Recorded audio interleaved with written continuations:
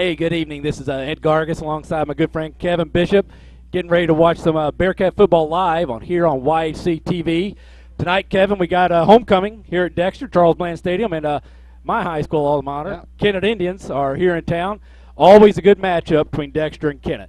Yeah, absolutely, and tonight it's a little bit more special. Coach Pixley, first return back to Charles Bland Stadium since departing to go to Kennett, so a lot of electricity in the air tonight, and this is always a good ball game. You bet, and along with Coach Aaron Pixley, he's got his brother Arlen. His first game back also, you know, because he was at New Madrid. Now he's assistant at Kennett. So the two Pixley brothers, they're excited to be back up here. I know the community's excited to have them back up here as well. Going to be a little different for Coach Pixley.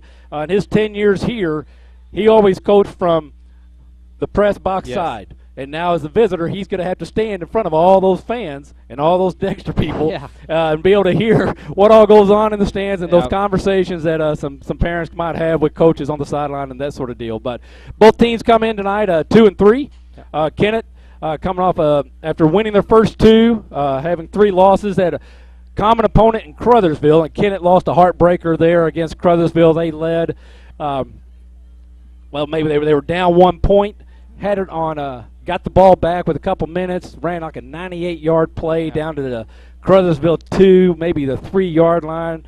After a couple of runs, the clock's sitting on about 30 seconds on third down, and tried to do a quick pass out. It bounced off the receiver right into the Crothersville defender's hands. They ran it down to about the 30 or 40-yard line of Kennett, walked out and knelt down with 19 seconds to go to preserve a 1-point victory. Afterwards, Coach Pixley, you know, as he's done, and we saw him do it in Dexter many times, it's you try that field goal on that third down just to protect yourself in the event of a bad snap and everything. And so tough luck there for those Kennett Indians in that particular ball game.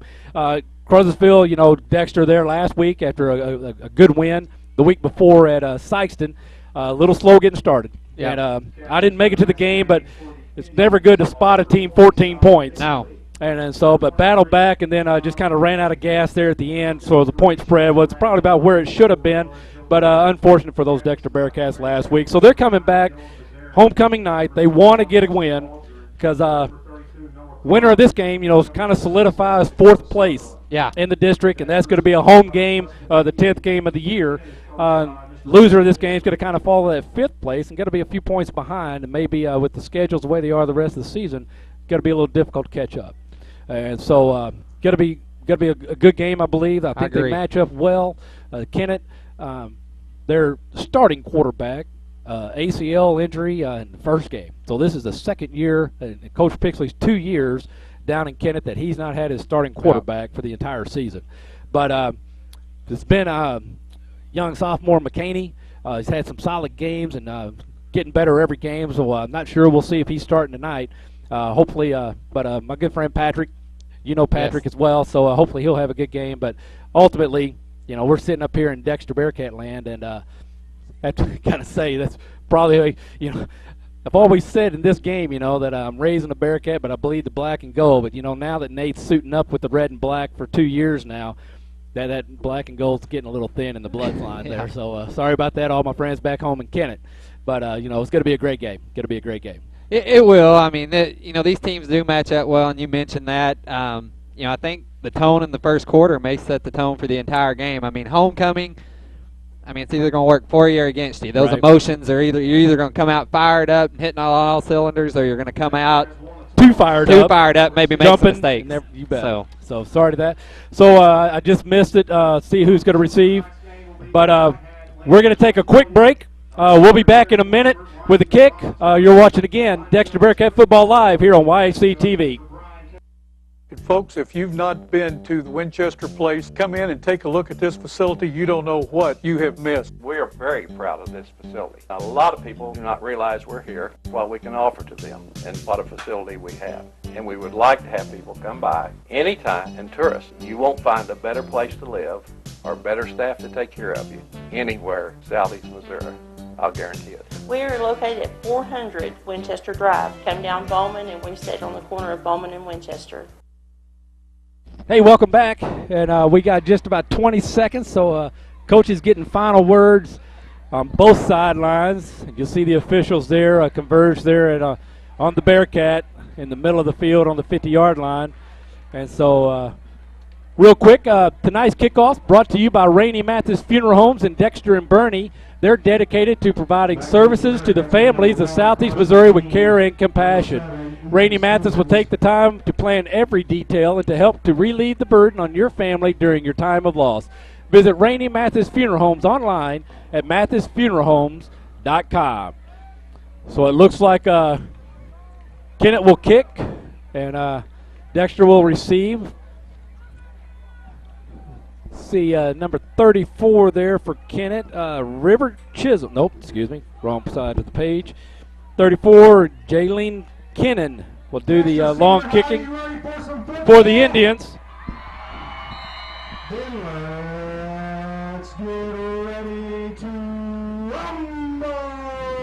Kick is off. Policed up there by the Bearcats. Number 1 there, Carson Dean. We'll see him, barring an injury by all means, we'll see him as the deep man, Kevin, all night on those kickoffs. Yeah. So go ahead. I was going to say Dean fumbled that ball around a little bit catching it, but he had enough sense about him to look down and grip it in. You bet. So Dexter's going to start on their 25-yard line. Peyton Pollock be the quarterback. Looks like Kennett's. Go ahead. I was going to say, it looks like Kennett's coming out in a 3-4, so they may be looking for the pass early.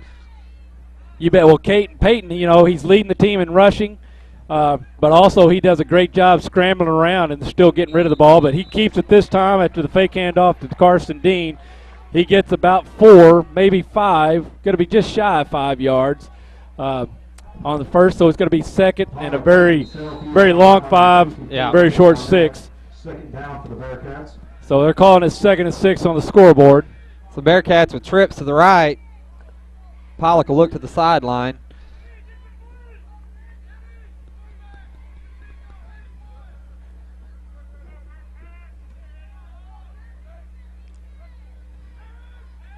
Here's the pass. Looks a little high. Pass intended for number 88, Austin Chesser. Austin had a great game against Sykeston. I believe he had 6 or 8 catches during the Sykeston game. Yes, and I talked to Austin's dad before the game, Scott. He informed me that his brother, Austin's aunt and uncle, watching the game tonight along with his grandmother all the way from Texas. So appreciate you guys tuning in tonight. Yeah, real quick, get on the horn. I've been telling everybody I know from Kennett, Channel 21, YHC, and New Wave Cable. But if you're not on cable, then tell everybody they can see it at yhctv.com. Buddies from Kennett, Chris Wake, and my junior high football coach, Coach Mike Hunter. They're on the radio, Kennett broadcast. So if you don't want to listen to a Dexter guy, a couple of Dexter guys calling the game, at least pull the picture up and then listen to Mike and Chris on their radio broadcast. So big 4th down here, Ed. 4th and very short. We'll see if they try to get them to jump. Bearcats give it up here, and they're going to give good field position to the Indians.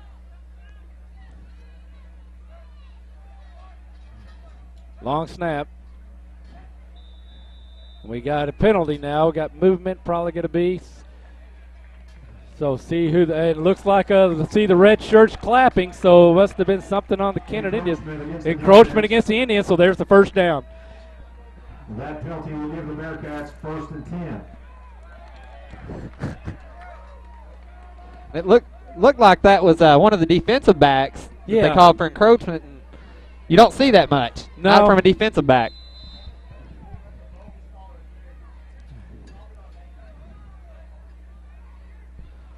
So the Bearcats with 1st and 10.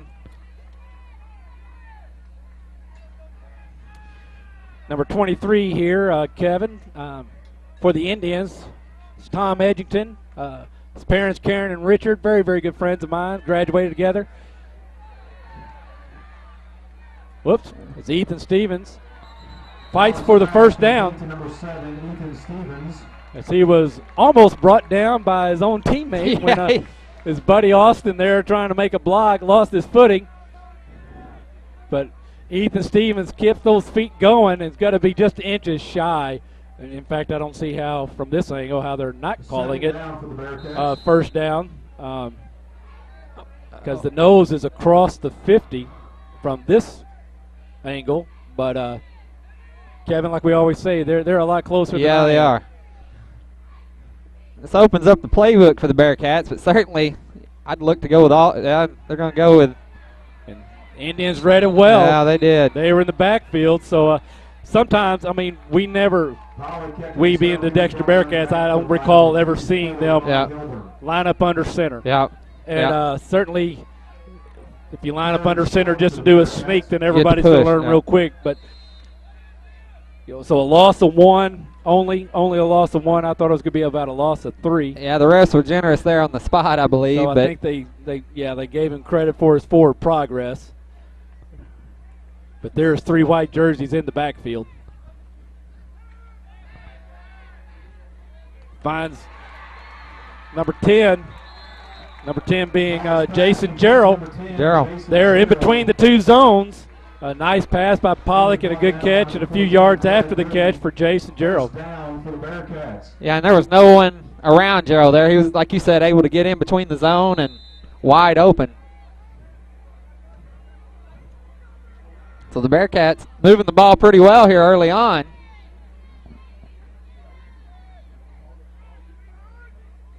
Assisted with the 1 penalty on 4th down. Back to Carson Dean, tries to get outside, but he's met. Carson Day, the ball carrier, he was brought down by number 1, Jahida Childress. But Jahida Childress, their defensive end for the Indians, actually outside linebacker, met him there on the corner. And maybe a loss of a foot, half a yard at most. Kennett's flying to the ball really well tonight. I mean, when they've come in, they're coming in to hit.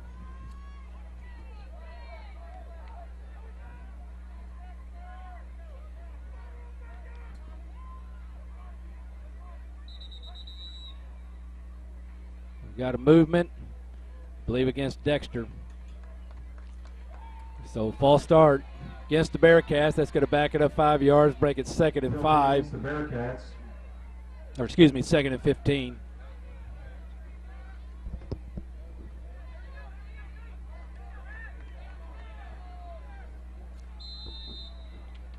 That's the deal, Kevin. Once you're set, that's no flinching, that's no twitching, no sneezing. So we got trips right here for Pollock, and Austin Chester, I believe, on the top by himself.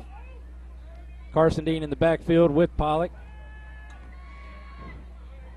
Outside there to Pollock's pass complete to number 31, Austin Aldridge. So Austin Aldridge, number 31. That looks like it'll be enough for a first down, Ed. I believe you're correct there, Kevin. And yes, I see the line of game true. But Austin Aldridge, his dad, quarterback at Kennett. I forget the exact years, but now living up here. His wife's from Mrs. Aldridge from down at Zenith.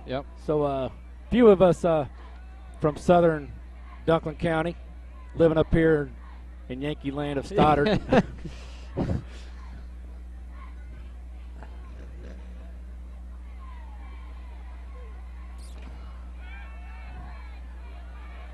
Pollock, nice pass, and it's complete, and a touchdown. Beautifully thrown ball by Pollock, Ed. Absolutely. I thought it was going to be just a half yard short, but the defender, or excuse me, the receiver did a great job of selling it, and then Pollock put that over, and the defender never got his hand turned or head turned around, didn't get his hands up, and looked right over his shoulder. So a beautiful pass. And the Bearcats needed to start like that. I mean, as rough as Caruthersville was last week, it seemed like nothing went right. So that'll be a confidence booster for the Bearcats early on. Kicks down, Gerald. Point after try is good. So Bearcats at 8:20 to go here in the first quarter, lead 7-0. Tonight's game brought to you in part by Bagby Wealth Management in Dexter. Bagby Wealth Management is a fee-based advisory firm that specializes in giving investment advice, management, and financial planning services. When you're ready to pursue your investment goals, give them a call at 573-624-4771. So as you said, a great crowd Obviously, of course, homecoming, and I guess this is about the third year, maybe the fourth year now that they got the pre-homecoming activities. Second year here in the parking lot of the BEC, right here on campus. I think the year before it may have been a crossover at Dr. Mitchell's, maybe the first year. His parking lot has also been in the parking lot in front of the grassy area in front of the administration building and at the Lutheran Church here. But last couple of years, a lot of businesses had their booths out, the bands there, live music. Thanks to the 1221st Transportation Company for providing trailer stage and stuff. So fumble on the ball on the return, as you see right there. That was number 32, Johnny Brooks, for the Kennett Indians on the return, but recovered by Kennett. So they retain the ball. Nice return, other than the fumble, but good heads-up D there, or not defense, but recovery by the Indians. They're going to start on their own 37-yard line, 38-yard line, I guess it is. And so it looks like, I can't see the number on the quarterback there, Ed. Is that 5 or 7? It is. It's 25, I think. But there goes number 1, Jahida Childress, around the end. And we got a flag, so maybe a late hit as he was tiptoeing down the line there. May have already been out of bounds.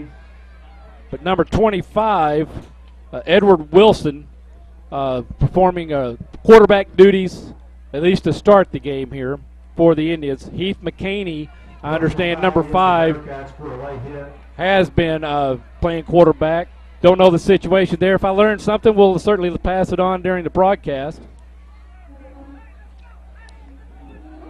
Well, and I believe Coach Peden's wife is also from Kennett, isn't she, Ed? If I'm Jennifer, I don't know Jennifer's maiden name, but I believe her family's from the Kennett area, so there may be some of them tuning in tonight. You bet. Jennifer was actually sorority sisters with my sister-in-law. Oh, okay. Tony down there at Arkansas State, your alma mater. I know the Pedens lived in Kennett while he was coaching at Haytide. Yep. And so I believe you are correct. Well, so Bearcats get a few of the yards back from the late hit penalty. False start on the Kennett Indians. So now it'll be 1st and 15 from the Bearcat 30. Childress in the backfield with Wilson. Receiver split, and Wilson's going to keep it, go straight up the gut. And he's going to have a gain of about 10 to bring up 2nd and about 5. Edward Wilson kept it himself. Official timeout. And we got a Bearcat down on the ground. We got an official timeout. So with that official timeout, we're going to take a quick break.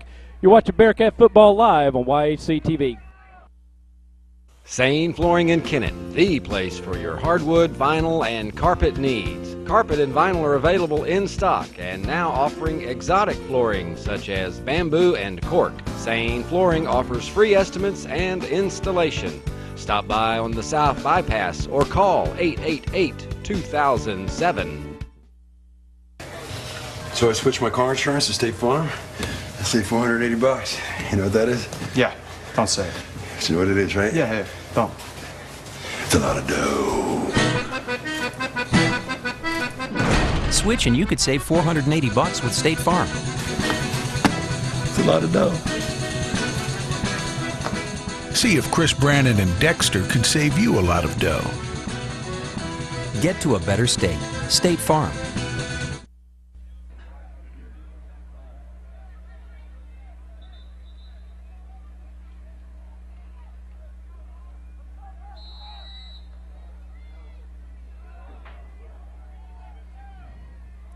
So 2nd and 5. Good to see Bo McMullen walking off. A little assistance. Maybe favoring that ankle a little bit. We'll get you an update as we hear it. But it's on the handoff from Wilson to Childress. Right up the gut, and he's going to pound it out for a gain of about 8.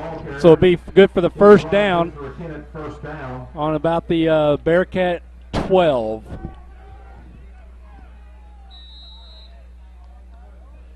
Boy, I tell you, Kevin, Childress and Wilson both, they get up to full speed quickly. Do. They do. I mean, they're coming with a lot of force. And by the time they're at the line of scrimmage, it seems they're full speed. First Wilson pass of the game. Pass caught by number 2, Gavin White, and wrestled out of bounds ultimately by Ethan Stevens after a loss. This is going to be a long second down for the Indians, but this injury to McMullen could prove crucial for the Bearcats. You know, McMullen, a freshman, we don't go very deep at the linebacker position, so. Absolutely. So a loss going to be 2nd and 20 from the Bearcat 20. So another pass by Kennett. Looked like a Wilson-sized keep. It breaks a couple of tackles. Wilson kept it himself. So the Bearcats going to have to wrap him up because he breaks too many times and he's going to be gone to the house. Wilson and Childress, you can just tell that they're powerful runners. They're fast, but they've got some muscle in that leg too. And you're right. They're got to get in front of them, put a shoulder pad on them. They're not going to be just jerked down with the arms. So here we go, 3rd and 12 from the 13. So they can get a first down without getting a touchdown. Wilson again, straight up the gut. So going to be 4th down and about 7. See a flag because he's tackled down at about the 10. We'll see what the flag is. Going to be signaling a face mask, I think. Face mask against the Bearcats. Inadvertent, so I guess it'll still be 4th and about 2 possibly, won't it, Ed? I believe so. See where they ultimately spot. But if it's 5 yard, then maybe could spot it on the 5. So 3rd and 3. Believe they got to get to the 2.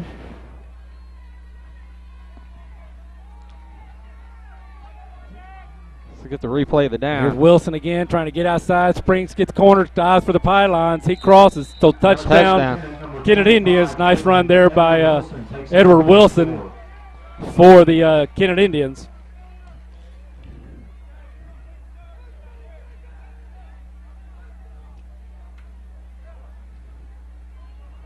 So early here in the game, the dual run threat of Childress and Wilson proven to be quite formidable. Yeah, Dexter's going to have to do a much better job up the middle. I mean, they're just Kennett. If I was Coach Pixley on that drive, I think I would have just kept powering it up the middle. And Nathan Spence back to kick, but the fake holder going for 2. Fumble out of bounds, so the point after attempt will be no good. And he had it. That was Simon Pixley, the holder, trying to get in. He had right at the line when he lost the ball. So point after 2-point conversion, no good. So the Indians, Bearcats maintain the lead here 7-6. So, hey Kevin, as we talked about before, winning on the football field doesn't happen by accident. Players and coaches work throughout the long summer, conditioning for the rigors of competition, practice upon practice. The lessons learned by our Dexter student athletes will, however, serve them well for a lifetime. Lessons of discipline and teamwork, hard work and commitment to excellence.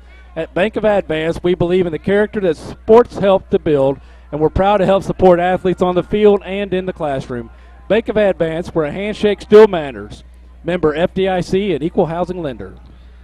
Little confusion down on the field with the Bearcats lining up on the opposite end of the field, but they've got it straight now before Kennett sets up the kick.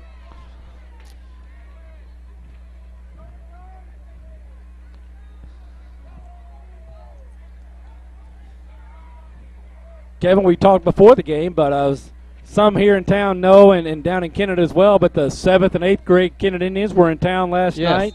The 7th and 8th grade Bearcat hosted them. As we got the kick, Carson Dean on the return, tries to get outside, turns the corner, stiff arm, and steps out of bounds and gets a hit. That's Ethan Stevens on the return. So nice return, going to be at the Dexter Bearcat 36. But always a pretty good matchup at the 7th and 8th grade level between the Bearcats and the Indians. Last night, things just kind of went Dexter's way, and but both teams victorious.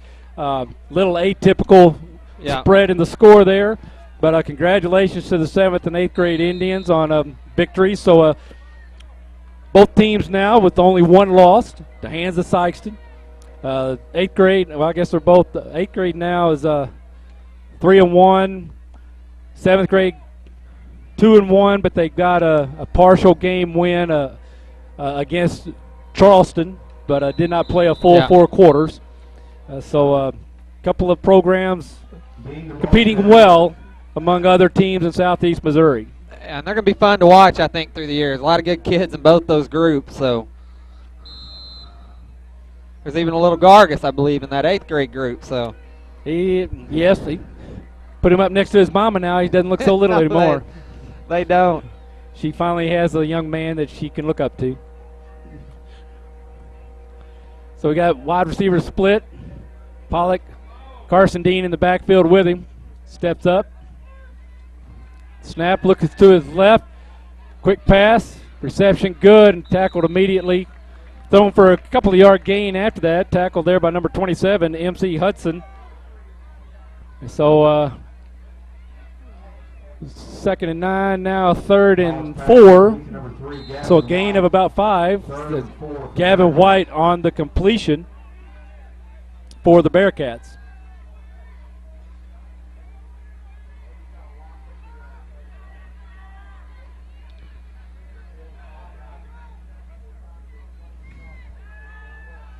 Pollock finds Aldridge, and Aldridge again between the zones, breaks a couple of tackles, loses the ball. It looks like Kennett may have it by the, we'll see. They do. So tough break there for the Indians, but good heads up play by the Indians. They're going to have 1st and 10 at their 42-yard line. Austin trying to make something happen there, and ball just came loose. You know, it's one thing coaches, they talk about all the time is when you get out there, you keep that ball tucked up against your body. But as you try to make a move and get your hips out away from a tackle, sometimes that arm comes out, and then now that ball is exposed, and it'll squirt right out most of the time. Here goes Wilson. He got that ball out there a little loose too, but he was able to bring it back in as he made contact. And it looks like he's going to have a 1st down after a gain of about 12 yards. Right now, it appears Kennett's blowing Dexter off the ball. I mean, it just, it looks like we're moving backwards quite a bit. Not enough penetration at the line. Looking across the line, it looks like Kennett might have a little size on the Dexter defensive line, but they do a great job exploding off the line of scrimmage too. And so Wilson, there's ball loose. So right at the whistle, so it looks like they're going to call him down as its forward progress has stopped. But several there in the red not happy with that call, but complete to Anthony Hawkins. Close call there for the Kennett Indians. I mean, that could have went either way. I mean, it was right at the whistle. You bet.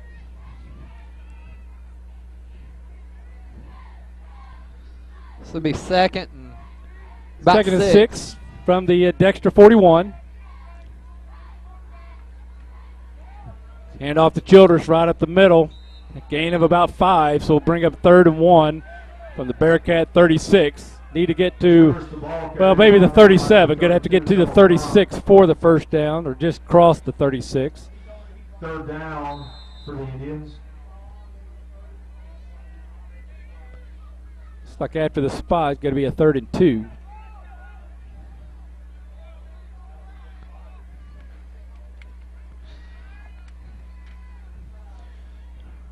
This time, nice play there by the Bearcat defense. Brought down by number 32, Noah Cronk. Noah Cronk with the tackle for the Bearcats. 4th and 1 for the Indians from the Bearcat 37. So we'll see if the Bearcats can stand tall here. Look like they may be trying to late snap, draw them off sides. As we see Indians call the play in. Wilson keeping himself. He's got the 1st down. Nice hole there by the Indians, and he gets good for about 4 yards. So it'll be Jason Madison with the stop for the Bearcats, and it'll bring up 1st and 10 from the Bearcat 32.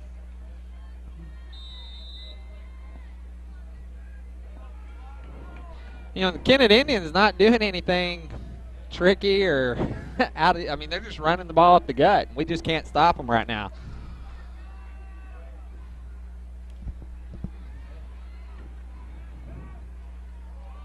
Tip drill, but it passed incomplete. Well, Kenneth, they got 5 on the line. Looks like Dexter's only bringing 4 down linemen. So that brings a mixed match somewhere. And Kenneth's doing a good idea of identifying the mismatch and exploiting the hole. And you get a couple of guys the size of Childress and Wilson running through it. It's nice hardy task on that linebacker to stop no gain there. This time Wilson faked the handoff to number 2, Hawkins. But Drake Mitchell gets into the backfield for a 2-yard loss to bring up 3rd and 12. Well, Noah Crunk was in on that tackle with Drake Mitchell. Noah coming off a huge game last week with 19 tackles, which that may not be a great statistic if your defense is on the field that much, but certainly a great game by Noah Crunk last week. You bet. Well, he plays with a lot of energy and a lot of emotion. And it looks like he's able to finally settle in.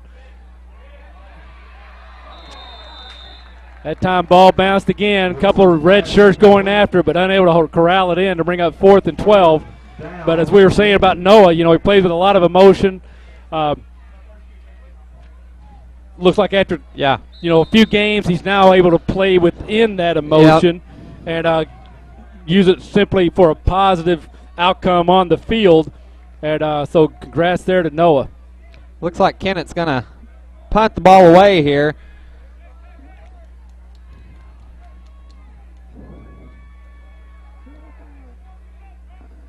Snap is good.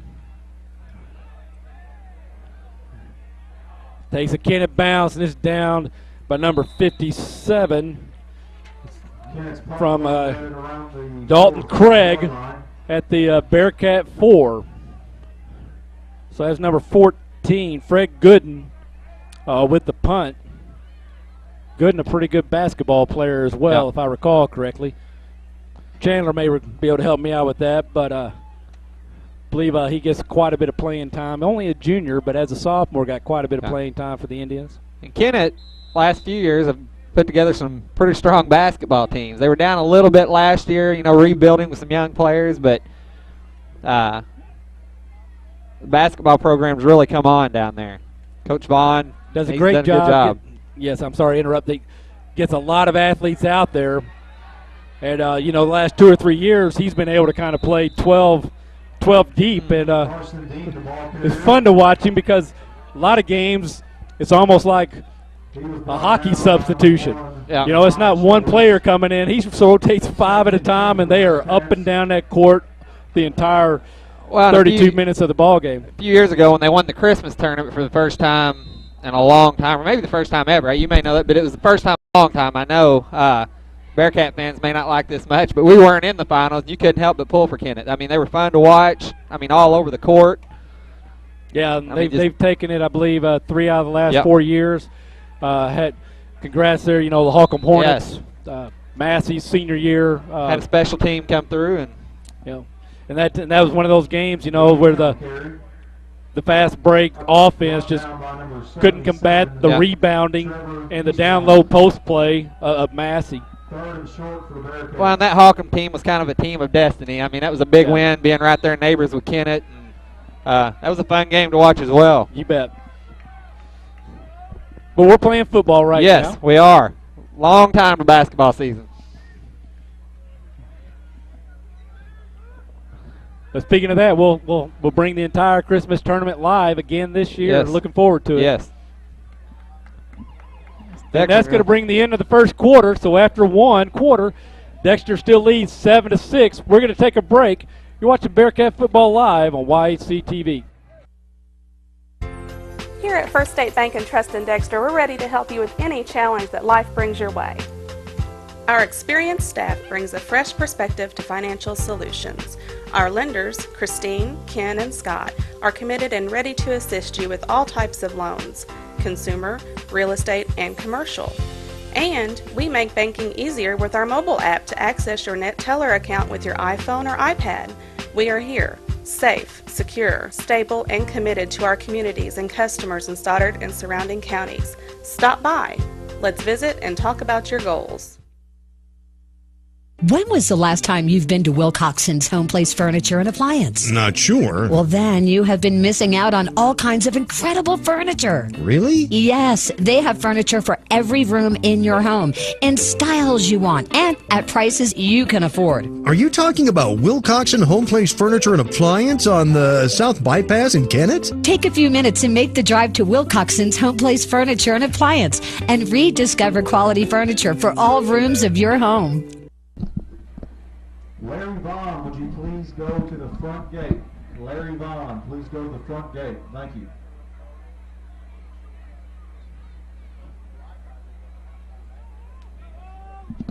Hey, we're back. Kevin, good friend Brett Dorton, excuse me, just helped us out with some first quarter stats. I'll pass those over to you. See Bo McMullen below us here. Got the knee wrapped up. Nice run there by the Bearcats. For as third and inches, Dean with a gain of about 8, maybe just 5. So first down from the Bearcats 20. Well, in that first quarter there, I mean, kind of the highlights for Kennett, Edward Wilson, 8 carries for 42 yards, and then Peyton Pollock with 90 passing yards there in the first quarter. So Pollock getting off to a strong night in the air.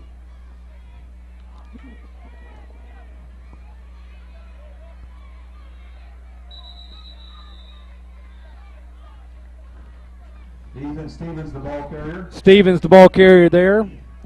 Short gain of about a yard, it looks like. See where they find the end of the spot.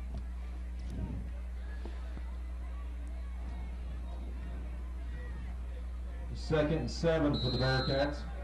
So gain of 3, second and 7.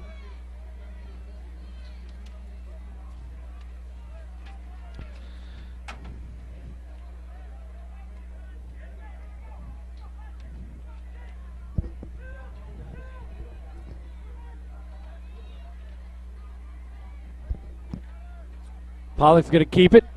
Spins. Hit at the line of scrimmage by 3 white jerseys. It looks like Pollock read that, read option there. He read it well, but somebody came off their block when he went to hit the hole. Pollock kept it himself. He was brought down by number 50. So a gain of about 2. Looks to be 3rd and 5. They're going to call it 3rd and 6. Nose guard for Kennett. Can't see that number, but just done a good job there of getting off his block.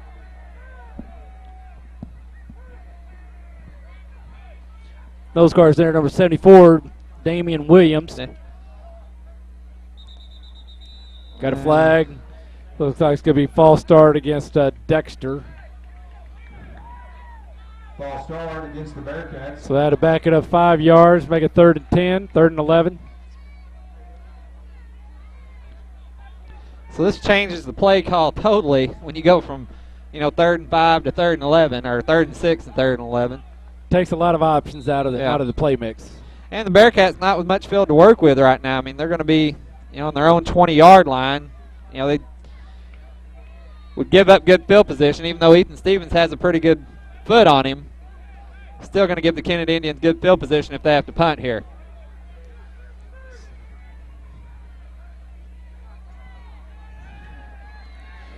Screen up the middle, complete, but got to be brought down after a gain of about 8. So 4th and 2, pass complete to number 9, Dylan Bazarian.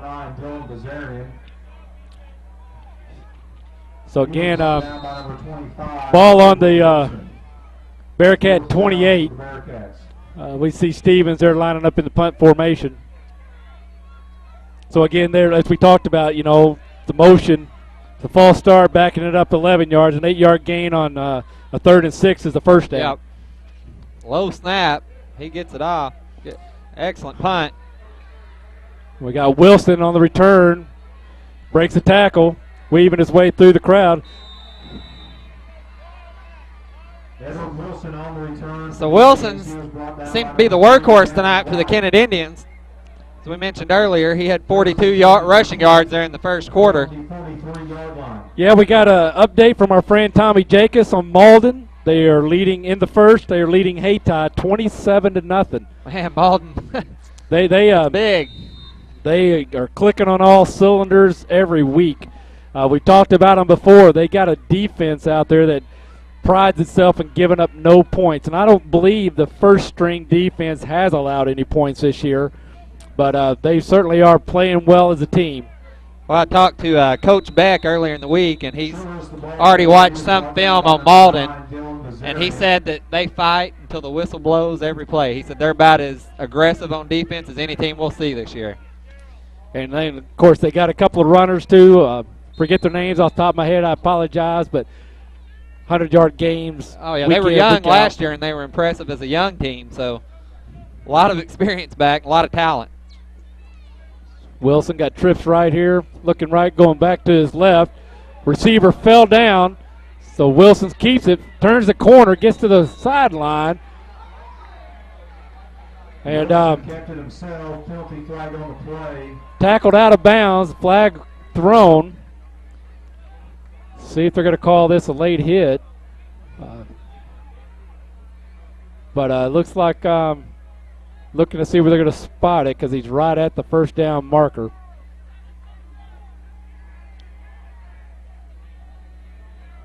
Personal foul against the Bearcats for a late hit. So again, late hit on the Bearcats. So another 15 yards tacked onto the play. That's the second one of those against the Bearcats. Going to bring up first down at about the 15-yard line of the Bearcats. Looks like they're going to spot it on the 16. Well, and the Kennett Indians, they're not having trouble gaining yards on their own. We certainly don't need to give them 15 at a pop. That's the second, as you said, Ed, second penalty of the night. We've given them 15 yards. Hand off to Childress, looking right up the middle again, this time met by some red shirts. Gain of about 2, maybe 3. See Matt Sims, number 73, running in for the Bearcats.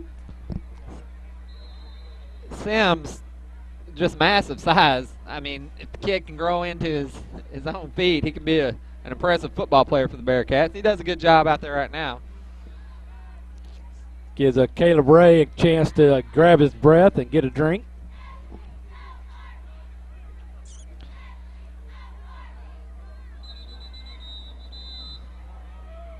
We got a timeout, Kennett. So with that timeout, we're going to take a quick break. You're watching Bearcat Football live on YHC TV. For lunch, supper, anytime, the best food in Dexter is always Pizza Hut Wing Street. Our famous pizzas are handmade with all natural ingredients, no fillers, no preservatives. For a quick lunch, try our buffet. Eat all you want. Our delicious pasta selections will soon be your family favorite. And Wing Street wings are perfect for get-togethers. Wing it like a pro. Add potato wedges, dunkers, or mini pies with a 2-liter of your favorite Pepsi product, and you've got a full meal. There's always something good cooking at your Dexter Pizza Hut. Call or order online today. Professional service with care and compassion. We at Rainey Mathis Funeral Homes strive to provide you a respectable environment and services during the time of your loss. We offer numerous services including pre-planning arrangements, memorial family tributes, and webcasting for those unable to attend a service. We will listen to you and your wishes to help plan a celebration consistent with your expectations. Rainey Mathis Funeral Homes in Dexter and Bernie.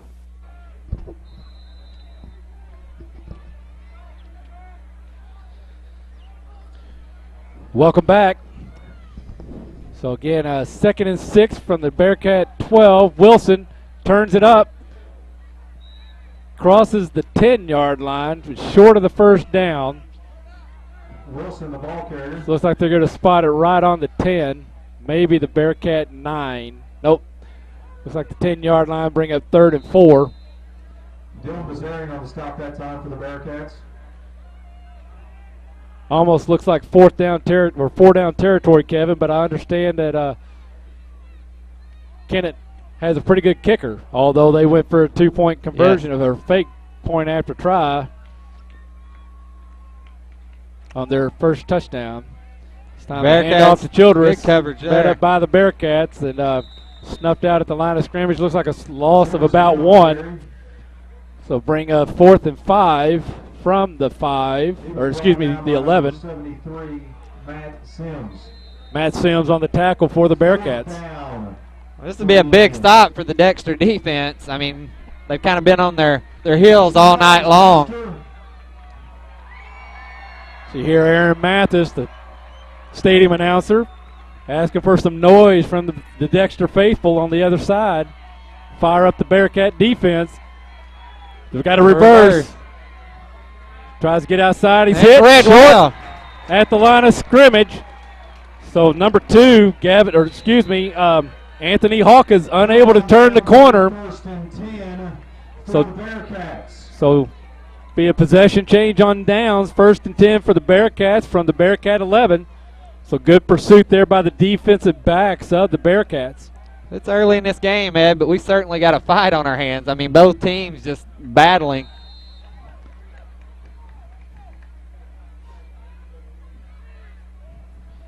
So Dexter with a tight end in the game. You don't see them with the tight end very much. I understand Coach Beck put some plays in over the summer using the tight end. And I think Noah Crunk's usually in there at the tight end position. Pollock rolls right. Got a receiver. And a little overthrown, incomplete. Intended for number 32, Noah Cronk. Intended for Noah Cronk, the tight end. Yeah, if Noah could have just had 1, maybe 2 more steps, he had nobody in front of him.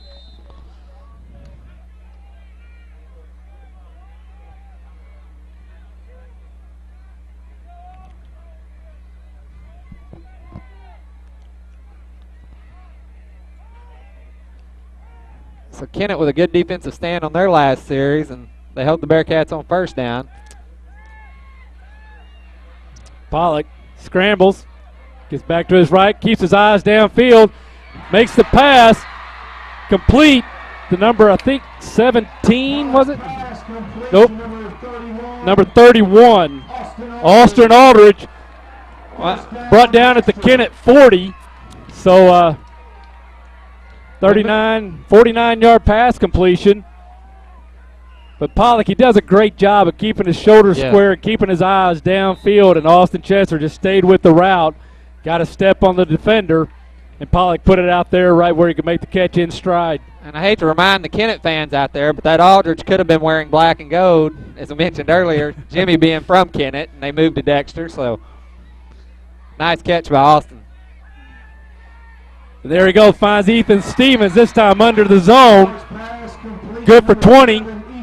Stevens brought 19 to get a spotted on the, nope, they did put it on the 20-yard line, so good for 20. So Kennett will call time. We got a timeout. Kennett, so with 6:05 to go here in the second, we're going to take a quick break. You're watching Bearcat Football Live on YHC TV. For the best service for your prescription needs, stop by Harris Pharmacy on 1st Street in Kennett. They offer free delivery and serve all local nursing homes and a drive-through for pickup. That's Harris Pharmacy at 1224 1st Street in Kennett.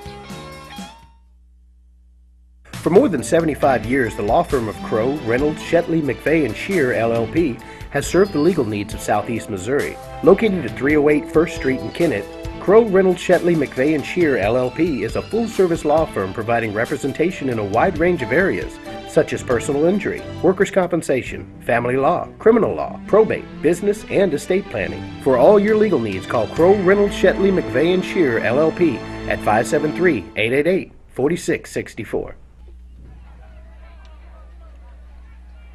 And welcome back. 2 big plays by the Bearcats, Ed. Yeah, 60 yards or 59 yards or so, 2 plays.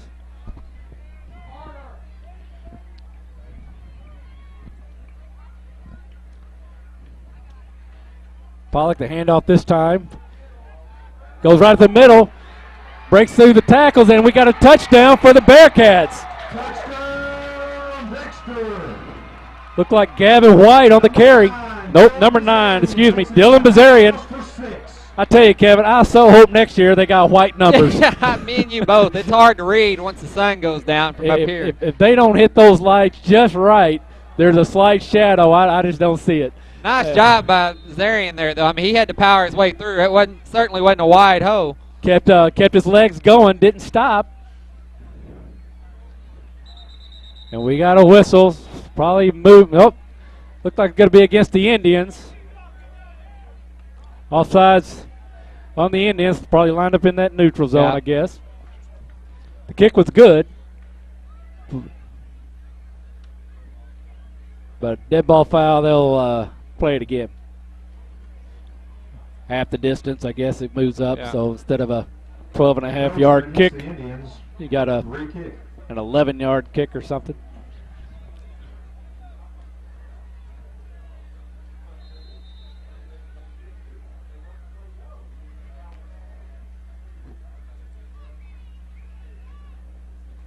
This time they're going to fake it. Stevens. Throw it to the end zone. He's got a receiver. Flag on the play. Could be. Pass incomplete, but we got a flag on the play. Penalty flags on the play. And it's hard to know what Ethan was seeing out there, but it looked like he might have held onto that ball a little bit longer than what the coaching staff would like. I mean, he had a guy open in the end zone. Looked like he may have been looking more toward the middle, and the receiver was breaking on the outside. I don't know the order. We got a holding, got offsetting penalties. So here we go again.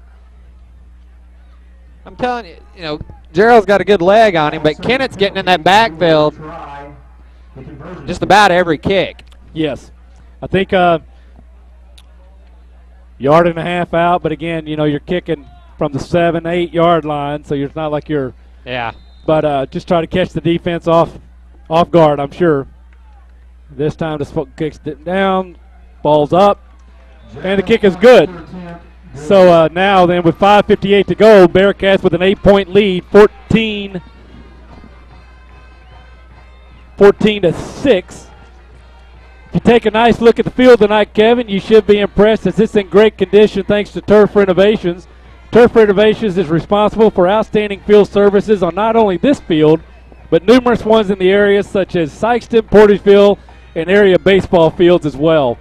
Turf Renovations prides themselves on providing the best playing service possible for the area's athletes. Special thanks to Turf Renovations. To check out their projects, go to turfrenovations.com.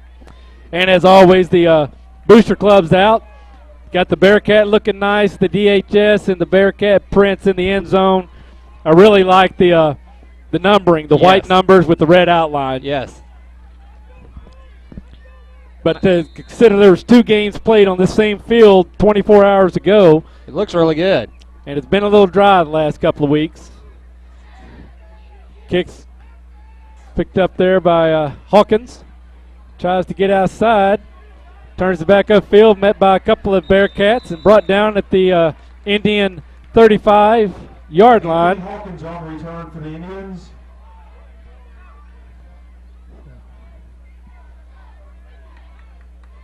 He was brought down by number 45, Austin Mitchell. So at number 45, Austin Mitchell on the tackle for the Bearcats. So we'll see if this momentum will carry over into the defense again. Dexter with a big stand on the last series and able to march the field down march the ball down the field for a score. So we'll see if this defense will hold tight again. Wilson around the left. Wilson, the ball carrier, pickup of about 7 on the play. Boy, looking at that Kennett offensive line, you got 53, 54, 56, 55, 56, and 57. Chaz Brown, Bud Hilburn, Britt Harris, Tanner Bryant, and Dalton Craig. Some good football families there. Yes. It's Bud Hilburn, Dad sitting right over here next to us in the next booth, filming the game for the Kennett Indians. Chaz Brown, Dad's Charlie Brown. Baker Brown Insurance down in Kennett. Yep. Brought down by number 32, Noah Cronk. Noah Cronk with the tackle. Bring up 3rd and 2. They're going to call it 3rd and 3 for the Indians from the Indian 43-yard line. Well, if the Bearcats can hold the Kennett Indians here, you would think they would punt on 4th down, unless it's very short Wilson yardage. going to go straight at the gut, breaks through, loses his balance, but after about a 12-yard gain, he's down at the Bearcat 47-yard line. And Wilson's just a couple of steps away from a big play, I'm afraid, Ed.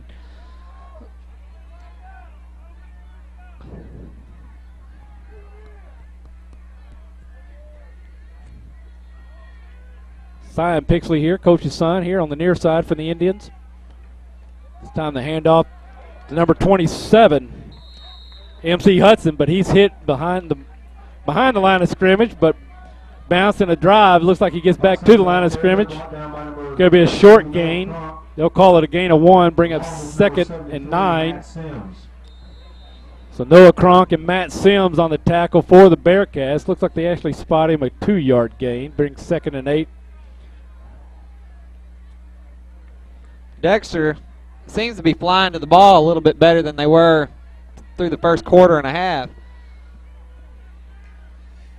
Ball on the ground. Fake the handoff there as Johnny Brooks was coming around, and in the process, on the exchange or fake of the exchange, lost the ball. Wilson did, so loss of 3 brings up 3rd and 11 for the Indians. So sure, Aaron Mathis be calling for the Dexter faithful over there to be making some noise for a big 3rd down stop for the Bearcats. Wilson looks right, looks back left, goes deep, and the receiver, a little confusing, either gave up on the route or, but. Yeah, it looked like there might have been some confusion on. Pass intended for Michael Richmond, number 89. So that's going to bring up 4th and 11. See punter coming in, number 14, Fred Gooden for the Indians.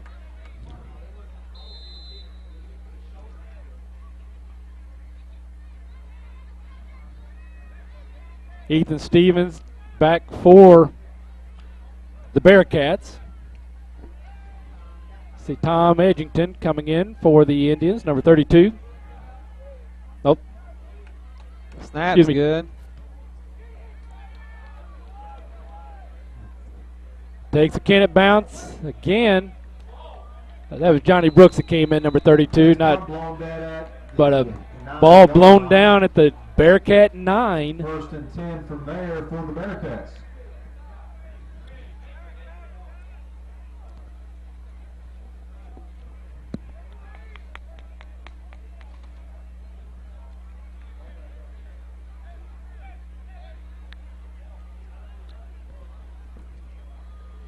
So Dexter was able to march it down earlier on their last drive. We'll see if they can put together a string of plays here. Plenty of time on the scoreboard for them to put some points up. Noticing there, too, the Kennett defensive line, not the same as their offensive line. You know, that could prove big. Tip the hat there to Coach Pixley in his 2 years, getting the numbers out there that he's got an offensive and a defensive line. Well, not only that, I mean, past several years, Kennett, bad as you hate to say it, I mean, it's been a pushover game. You know, even when Dexter's been a little struggled. down. But now, I mean, Coach Pixley's got them back where, they're a lot more competitive. Key's getting the numbers out there. Yeah. And we've seen his work here with the, the weight room, so he'll certainly have them ready to play.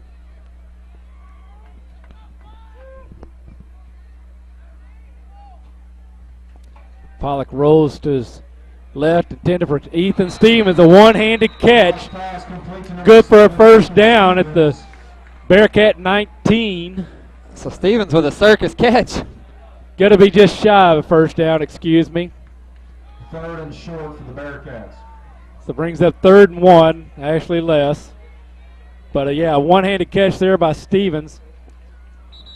Over the shoulder. We've got a timeout. Official timeout. Yeah, they're going to measure, but from here it doesn't look like it's going to be a first down from where the ball is placed. I agree, Kev. I guess they just want to make sure they're accurate as it's all the way across the field. Coach Peden calling for his Bearcats to take advantage of the official timeout and huddle up. As Coach Pixley's doing the same for his Indians. Maybe Coach Peden asked for the measurement so he'd know, is it a yard or is it a foot?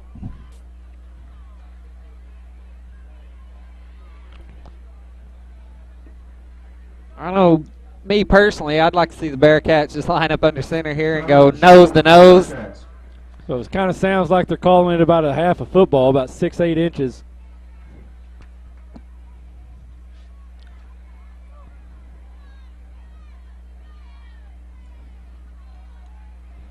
A great job there by the officials, making sure they get the spot right, on the field.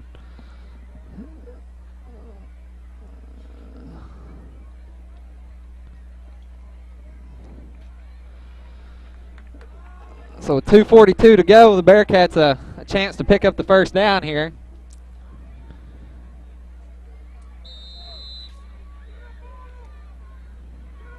And they do line up under center, Ed. There we go. We talked about it earlier. I'm sure they weren't listening to us.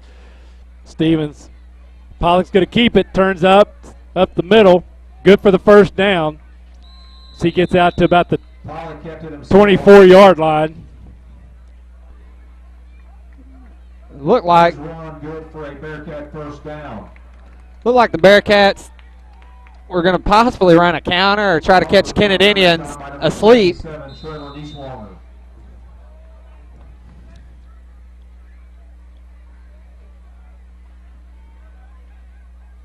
That stop made by Neiswanger there for the Indians. Clock running. Pollock looks right. Got a couple of receivers. Complete. And catch, caught. Almost. Looks like he almost caught by both of them. Yeah, in this case, tie goes to the offense as Tom Edgington had two hands on the ball as well. Yeah, they were kind of glued together as they went out of bounds. See the Dexter Bearcat marching band getting ready to take the field here at halftime. Down below us. So Bearcats now again 1st and 10 from their 42. 2:07 to go here in the first half.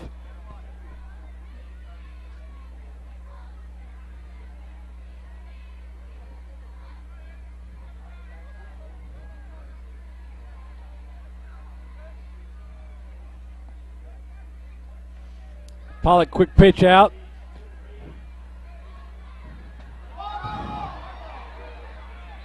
Ball came loose. Pollock's pass was completed again. Fumble on the play. Recovered by the Indians. So going to be recovered by the Indians. That pass, I believe, went to Austin Chesser. And he took a pretty good hit right there at the end of the play. Dexter coaching staff thinking his knee might have been down, but producer seeing the instant replay here in the booth, so he's calling it a fumble.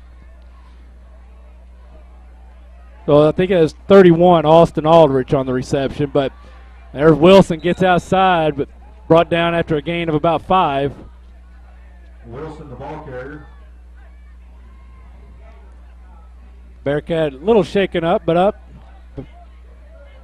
2nd and 6 for the Indians. Call it a gain of 4, so 2nd and 6. Drake Mitchell was getting his defense pumped up down there on the line. You could hear him telling them, let's go, let's get a stop. So 1:20 here. Wilson this time has a couple of blockers, turns it upfield. Good for a first down to the Bearcat 47. 1:14 to go, and I believe Kennett has 2 timeouts left. I don't recall for sure.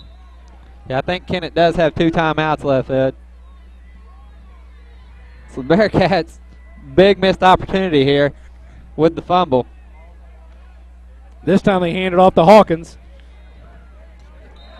Or Hudson, excuse me. Good pursuit there by Austin Aldridge. Fred Gooden. Got to read my numbers before I start saying names. Number 31, Austin Aldridge. So Aldridge on the tackle. Looks to be a gain of about 5. No, they're bringing it back now to the 45, just in Bearcat side of the 45. So it'll be 2nd and 8.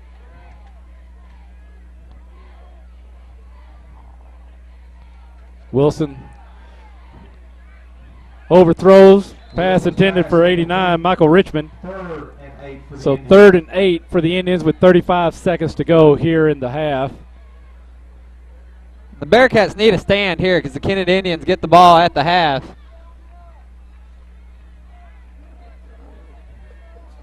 And they certainly don't want to let them go to the locker room with the momentum. Absolutely, Kev.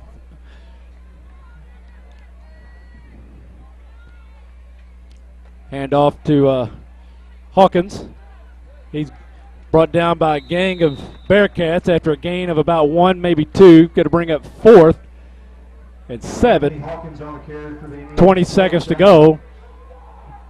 Indians not calling timeout. They can certainly let the clock run out. Well, there's 10 seconds to go here. Looks like they're going to be content to just let the play clock run out and take it to the half, trailing 14-6 as we got 3.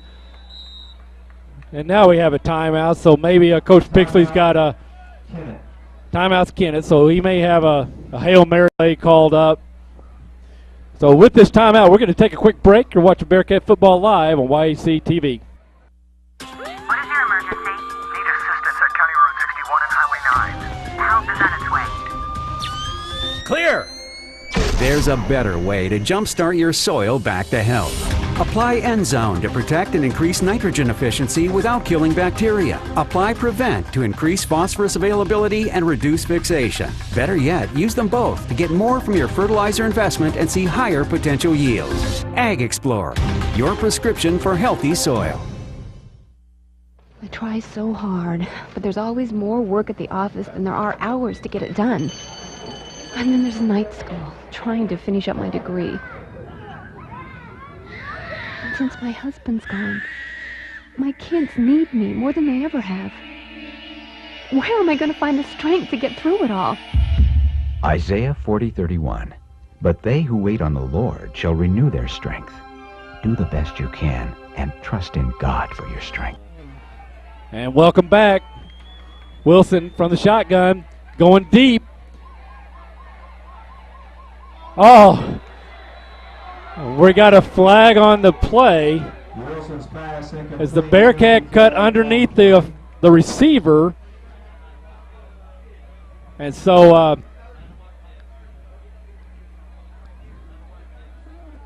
we'll have one more play. Time's expired, but they'll get the ball about the 30-yard line, I think. Got to get 15 yards for the interference. Pass interference there against Dexter, but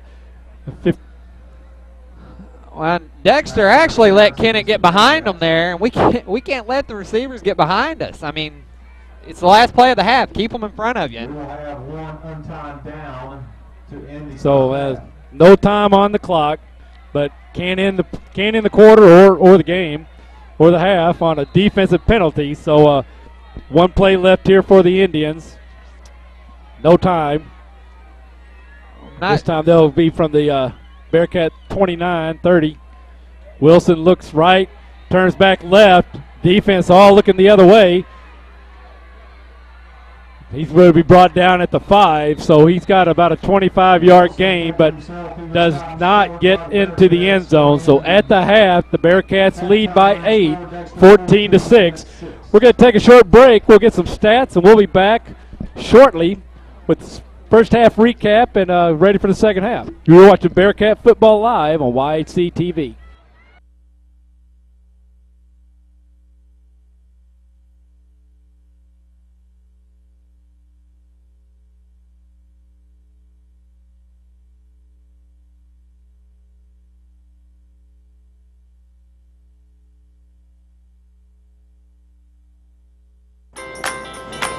Deposit your check here. Or here. Or even there. Deposit your check wherever you are with First Midwest Bank's new mobile deposit. Just tap, snap, deposit. It's that simple. New mobile deposit from First Midwest Bank, serving the communities we call home. I am Tyler Rowland Hubrecht, your state representative-elect for the 151st District. I thank you for your support in the past special election, and I look forward to serving you in the coming months ahead in Jefferson City. I ask for your vote again in the general election on November the 4th. Thank you.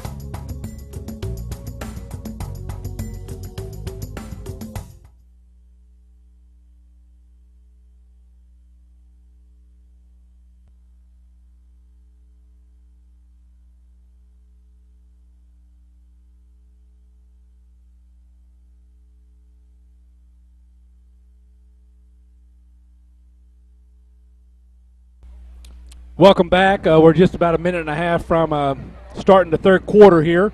But Kevin, again, our good friend Brett Dorton, statistician for the Dexter Bearcats and president there at First Commercial Bank, brought us over to the second quarter, the first half stats. So I'll pass it over to you real quick and give us an update there. Yeah, I mean, the first half, and we talked about it a little bit at halftime, I mean, Dexter had 2 huge turnovers there in the first half, 2 fumbles. That's why the score may only be 14-6, because if you look at the stats, Kennett Indians with total net yards of 120 yards, Dexter Bearcats 262. Peyton Pollock with 207 passing yards there in the first half, and he's been pretty consistent too, 12 from 14, so only 2 miscued passes, 207 yards, a touchdown, 48 the long. Rushing, Carson Dean, six attempts for 20 yards. Bazarian, the one attempt for 21 yards that ended up in a touchdown for the Bearcats. The story for Kennett, though, has been Edward Wilson. Dexter's not really had an answer for Wilson. He had 109 rushing yards in the first half and 1 touchdown. So I think the key here in the second half is going to be turnovers, and we talked about that early on. I mean, if the Bearcats can, minimize their turnovers, they should come out ahead in this game. But I'm sure Coach Pixley done some game planning at halftime, so they're going to be different. Come out in the second half too, Ed. Got to tip your head there to the Bearcat defense. That first series by Kennett, big run, touchdown. And while the Bearcat defense has bent a lot, they borrow from the Missouri Tigers, bend, don't break. Yep. Kind of give them all the yards they want between the 20s. Dexter's come up and made some stops when they had to make some stops. And so we got number 32 here on the return for the Indians. Well, Kennett thought that ball was going to roll out of bounds, and it didn't. Brooks on the return for the Indians. Ed, you talked about the Dexter defense, and we talked about Noah Crunk, earlier in the night. 19 tackles last week. Already 9 tackles here in the first half, so he's setting up for another huge night. On pace.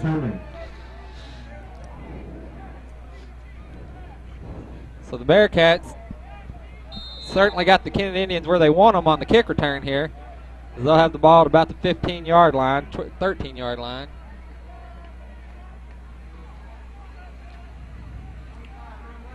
There's Wilson running to the left. This time gets around, breaks the corner. And they're going to say he stepped out of bounds. Stepped out of bounds. So instead of a first down, he's going to have a gain of about 6. Wilson, the ball carrier.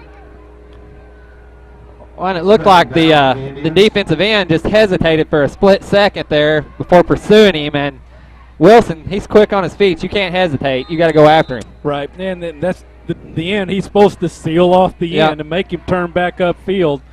But again, like you said, that's a tall order for any defensive end with the speed and quickness that Wilson has. Blitz here by the Bearcats. And looked like Wilson wanted to kind of fake the handoff to the right, and his running back went left. Don't know if that was by design or just a little bit of confusion. But so quarterback wound up keeping it. Short gain. Now out to the 20-yard line, so going to be third and about 3. They're calling it 3rd and 2 from on the scoreboard. A long 2 anyhow. Wilson going right up the gut. This time breaks outside, gets a block. Nice block there by the wideout, Michael Richmond, turning that D back in and sprung Wilson free for the first down around the outside. So Wilson on pace to have a huge night. Already had a big night. I mean, anybody can pick up 109 yards. You get 100 yards, you've already had a game, and he's only played half. Yes.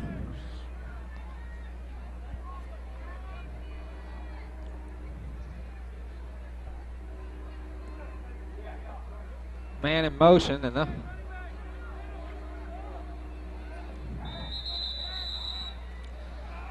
hand off this time. Well played by the Bearcat linebackers and defensive line. Short gain of about almost 3.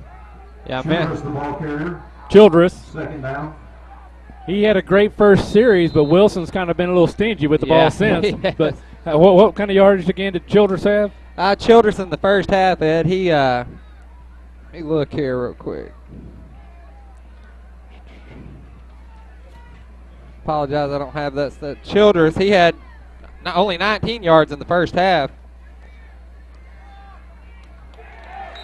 This time Wilson, Bearcat defense read it well, snuffed him out at the line of scrimmage. Maybe a short loss, bring up 3rd and 8.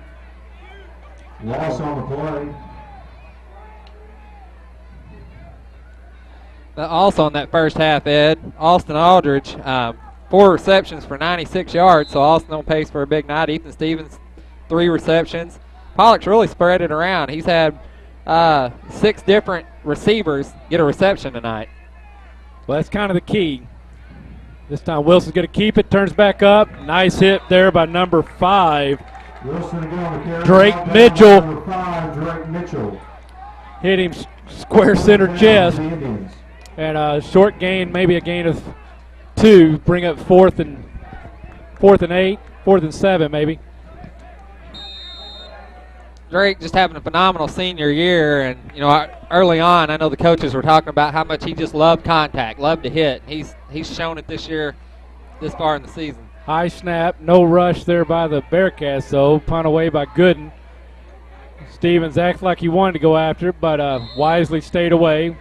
Kennett's pump long down. So Bearcats have had their first possession in the second half in pretty good field position on their own 37-yard line. Kevin, a little late here to start in the second half, but tonight's kickoff is brought to you by Rainey Mathis Funeral Homes in Dexter and Bernie. They're dedicated to providing services to the families of Southeast Missouri with care and compassion. Rainey Mathis will take the time to plan every detail and to help relieve the burden on your family during your time of loss. Visit Rainey Mathis Funeral Homes online at mathisfuneralhomes.com.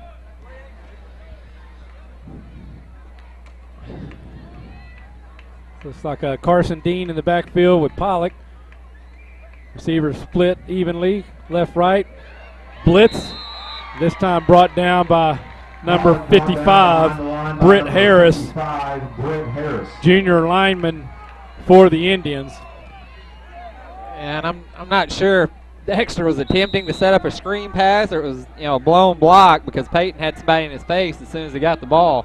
So big loss, brings up a second and about 18.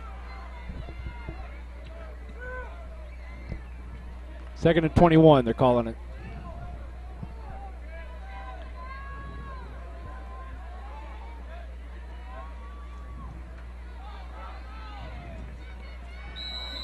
Time. Pollock's pass incomplete, intended for number 7, Ethan Stevens. Pass intended for Stevens, but pressure there by Quan Johnson, number 50 for the Indians. Pollock had to release a little early and just a little underthrown. So it looks like Dexter's going to go. I see Noah Crunk coming in, so they're going to go with the tight end.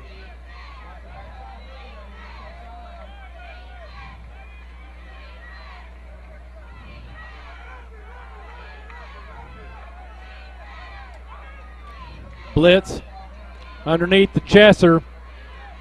Cuts against the drain. Breaks a couple tackles. He gets to the open field, but run down from behind by Anthony Hawkins, saving the first down. As Chesser's going to get about 17 yards. Going to be 4th and about 4. And we mentioned earlier the Chesser family watching us from Texas, so I'm sure they were up screaming at the monitor there on that reception. So I thought I heard that through the TV myself. Yeah, I agree. It appears Dexter may go for it here. They are, as Ethan Stevens the punter, and he's... We'll see. They're actually going to go for it if they're going to just try to get the 5 yards that they need for the first down via the penalty. See if they can draw the Indians off sides.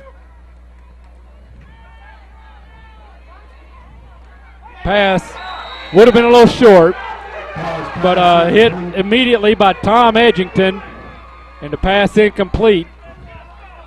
So it'll be first down for the Indians at the Bearcat. Looks like it'll be a 44-yard line. Yeah, and like the Dexter coaching staff was pulling for the pass interference call possibly there, and that was close. I mean, we'll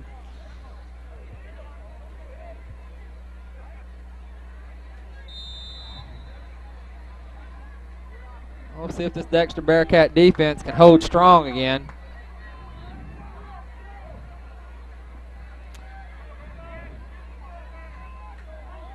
Loose ball. Hawkins mishandles the handoff, and it's going to be a loss of about 10 to bring up 2nd and 20, maybe 2nd and 22. Ball's going to be spotted back on the Kennett Indian 45.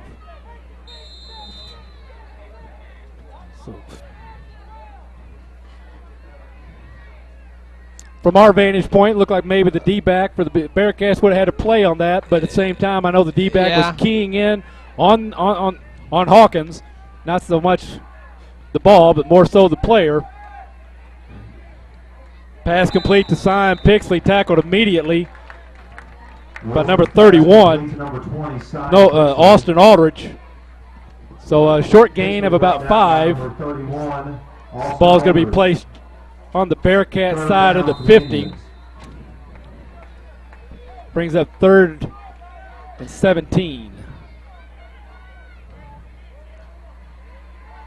Zion, the youngest Pixley son, so it'll be Coach Pixley's on the screen. And hit immediately. Read well by Dexter. Yeah, pass complete to number 27, Hudson. Gain of about 2. Wilson's pass complete to number 27. So it'll be MC Hudson. 4th and 15 from the 48. 47 of the Bearcats. Gooden back to punt. Stevens not had the opportunity to return a punt tonight, but he can be dangerous if he can get the ball in his hands. And Coach Pixley knows that. He's coached a lot of those Stevens kids, so actually played with the Stevens dad. Gooden does a good job getting height on the ball, allows that defense to get down there, and another Kennett rolls. It rolls inside the 10, and it's going to be a first down for the Bearcats at about the Bearcat 8-yard line. 1st and 10 from there for the Bearcats. Tonight's game brought to you in part by Bagby Wealth Management in Dexter. Bagby Wealth Management is a fee-based advisory firm that specializes in giving investment advice, management, and financial planning services. When you're ready to pursue your investment goals, give them a call at 573-624-4771.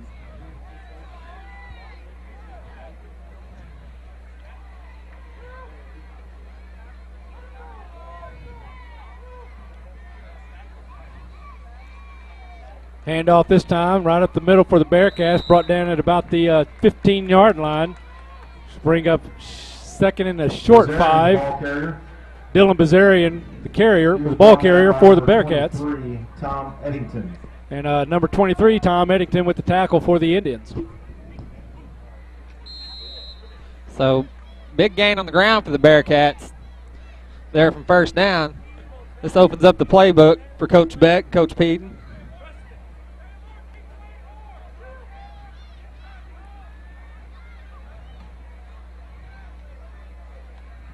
Another handoff up the middle again. Got a flag on the play, but a first down if the play stands. Where the flag was, Kevin, typically is a holding call. But Dylan Bazarian, the ball carrier, brought down by Johnny Brooks for the, but we do have holding against the Bearcats. This is going to come back.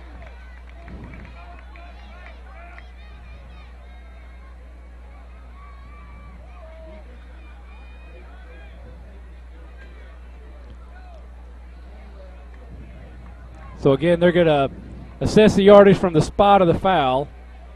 Looks to bring up 2nd and 10.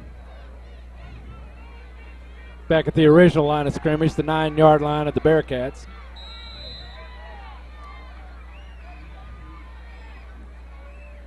Trips to the right. I take that back. There's only 2 guys over there. That looks like Dexter's got Noah Crunk in there again at tight end. And they're going to release him downfield. Pollock. Chester steps out. Pass was there, but Chester just a little long on his step. Stepped right on the line. Great vantage point from our spot here. So pass incomplete, brings up 3rd and 9. Looks like Pollock possibly had Crunk releasing out from the tight end position as well. Gooden giving Chester a lot of space, a lot of real estate there. And would have been short, maybe a yard and a half. Would have been short of the first down. But we got a 3rd and 9 now as opposed to a 3rd and 1.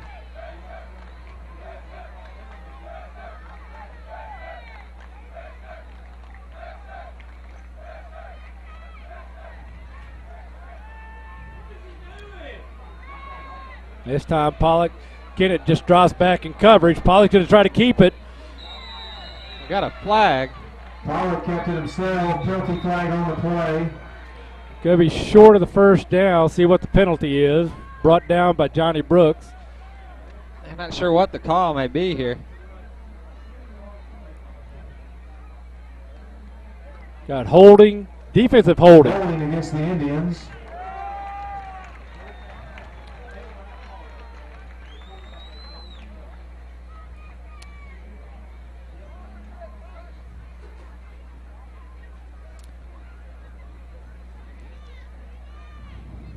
So that will result in a first down for the Bearcats. Automatic first down. So a big break for the Bearcats because Pollock didn't have anywhere to go and he was short of the first down. So we'll see if they can make something out of this. Coach Cody Boyer on the sideline right now trying to get these Bearcats fired up. 4:21 to go here in the third. And like I said, Kevin, just kind of gotten a little quiet in the stadium. Has. Well, it's kind of been back and forth, not maybe exciting football to watch here in the third quarter. But it's a battle. Stevens in motion. Pass. Slightly underthrown, tipped by Hawkins.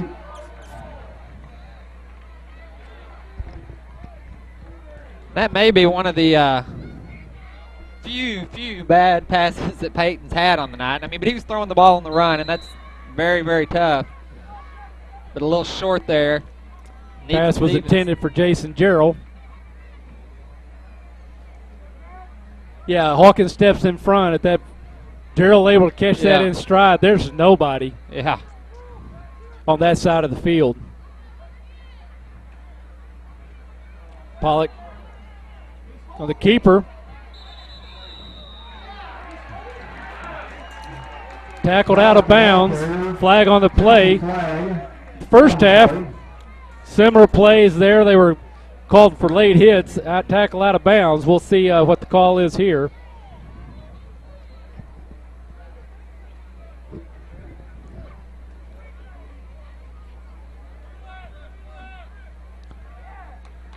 Personal foul against the Indians. Personal foul, late hit against the Indians this time.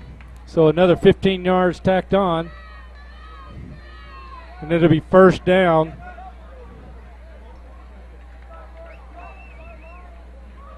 From about the Bearcat 43.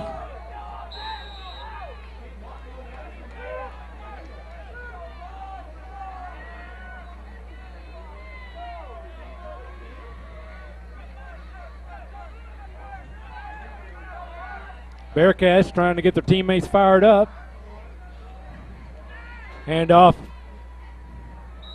Try to go up the left side behind the tackle there. Gets about a yard. Bazarian on the ball carrier. Brought down by number 77. Brought down by 77. Trevor Nicewonger, and I think number 66, 56, Tanner Bryant. or excuse me, that's 56, Tanner Bryant.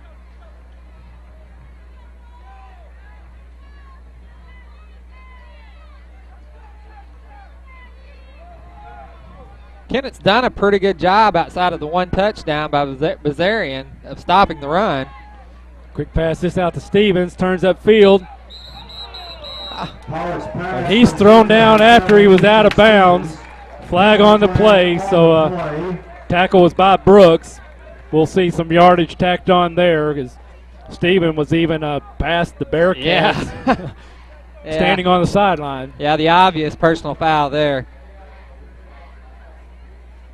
Dead ball foul against the Indians. Late hit.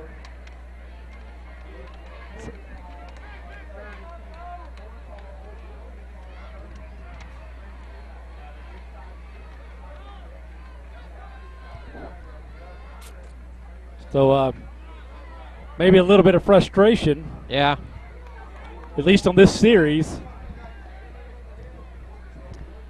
So they're going to tack on. Well, a lot of times those hits aren't as malicious as they look. I mean, you know, the players lose field placement of where they're at. They're pursuing the ball, and I mean, you get caught up in the moment. So especially when you get your hands on them, and coaches teach you, you know, stay with the play. And it's not like they got a yard wide sideline like they do in the NFL. Yeah.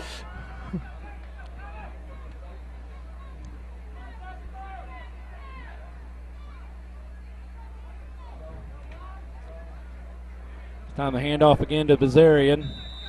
Take it off the right tackle. Down by number 77, Trevor Nishwaman. Really a very short gain, if any. Looks like a yard loss. Bring up 2nd and 11. So the Kennett defensive line so far has pretty much done their job tonight. I mean, they've not allowed very many rushing yards for the Bearcats. So still scoreless here in the third quarter as where time ticks down below 3 minutes.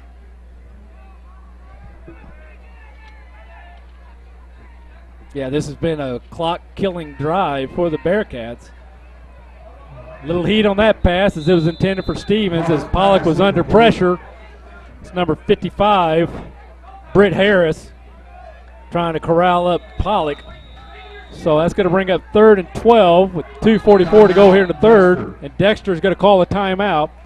With that timeout, we're going to take a quick break. You're watching Bearcat Football Live on YAC TV. And folks, if you've not been to the Winchester Place, come in and take a look at this facility. You don't know what you have missed. We are very proud of this facility. A lot of people do not realize we're here, what we can offer to them, and what a facility we have. And we would like to have people come by anytime and tour us. You won't find a better place to live or better staff to take care of you anywhere southeast Missouri. I'll guarantee it. We are located at 400 Winchester Drive. Come down Bowman, and we sit on the corner of Bowman and Winchester. Sane Flooring in Kennett, the place for your hardwood, vinyl, and carpet needs. Carpet and vinyl are available in stock and now offering exotic flooring such as bamboo and cork. Sane Flooring offers free estimates and installation. Stop by on the South Bypass or call 888-2007. And welcome back. You see Coach Peden and Becker there getting final words in. Looks like we got Chesser and Gavin White on the near side. Probably put Aldrich and Stevens up top. Pass incomplete. Pollock's pass incomplete. 4th down for the Bearcats. It's a pass on target that time, just couldn't corral it in. Brings up 4th and 11, 4th and 12. And I'm not sure it would have been enough for the first down, but if you're planning on going for it on 4th down, 4th and 4 is a lot better than 4th and 10 or 11. I was going to say the same thing, Kevin. Yeah, I agree. Had the pass been complete, he was making the move to try to get to the outside, but Kennett was closing in. Even if it's short, like I said, 4th and 4, 4th and 2 is a whole lot better than 4th and 11. And I think this is a good call by the Bearcats to go for it. The defense has been strong. You got the short field. This time gets the pass out there. And there's the contact, and we got 2 flags, so that's going to be pass interference against the Indians. That will result in a first down as Hawkins just kind of got himself tripped up there with Austin Chesser. Or not Austin Chesser, but is that Aldridge out there? Yeah, it looks like it could be Aldridge. Again, the numbers are hard to read, but I think it is Aldridge. Well, and I see Chesser's here on the near side, so we know it's not him. But it looks to be number 31. I know Aldridge wears white gloves also.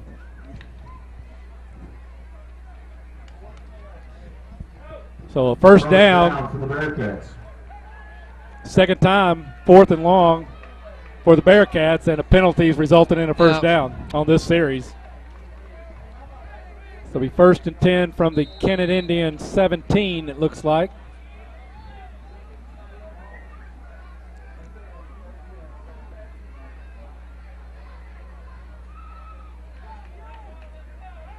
Bazarian in the backfield with Pollock. And off to Bazarian. Breaks a tackle. Gets into past the linebackers. Brought down by some D-backs. Bazarian last time running it tough inside the red zone. Resulted in a touchdown earlier. And he ran it tough again there. Yeah, inside the 10 now. It's going to be short, 2nd and short. But just kept those legs pumping. Now we got a timeout, official timeout, so they're going to get a spot to see if it is a first down or not. It will be close on this one. So with the official timeout, we're going to keep it right here. And Kevin, you know, winning on the football field doesn't happen by accidents. Players and coaches work throughout the long summer, conditioning for the rigors of competition, practice upon practice. The lessons learned by our Dexter student athletes will, however, serve them for a lifetime. Lessons of discipline and teamwork, hard work, and commitment to excellence. At Bank of Advance, we believe in the character that sports helps to build, and we're proud to help support athletes on the field and in the classroom. Bank of Advance, where a handshake still matters. Member FDIC and equal housing lender.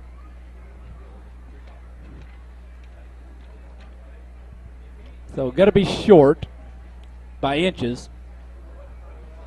But now Coach Peen's going to be able to see exactly how short they're calling it.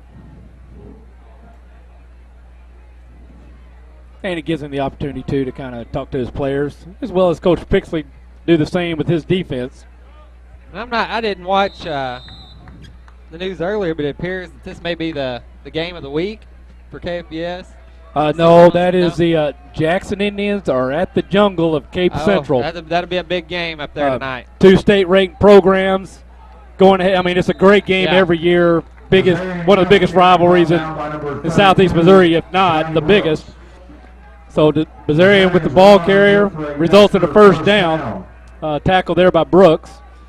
So, but yeah, I believe Jackson's number 2 in 5A, and Charleston Cape Central coming off a loss at Ladue, but still state ranked somewhere around 6 or 8. And I believe they might have had 5,000 or 6,000 people in attendance for that game last year, it seemed like. I know it's a big game in this part of the country. Yes, and both teams last couple of years, 2 or 3 years, been playing at a high level, so that just brings even more people out. Pollock rolling out. Can he get to the pylon? No. Good stop there by number 23, Tom Edgington, for the Indians. Looked like had Pollock turned the corner and ran, he would have had the score, but I think it was a pass design play, and kind of looked like he may have had the pylon in the corner of his eye there. And but great play there by Edgington, open field tackle, or at least wrap him up, run him out of bounds. Now 2nd and 7 from the Bearcats 7, or 2nd and goal from the Bearcats 7.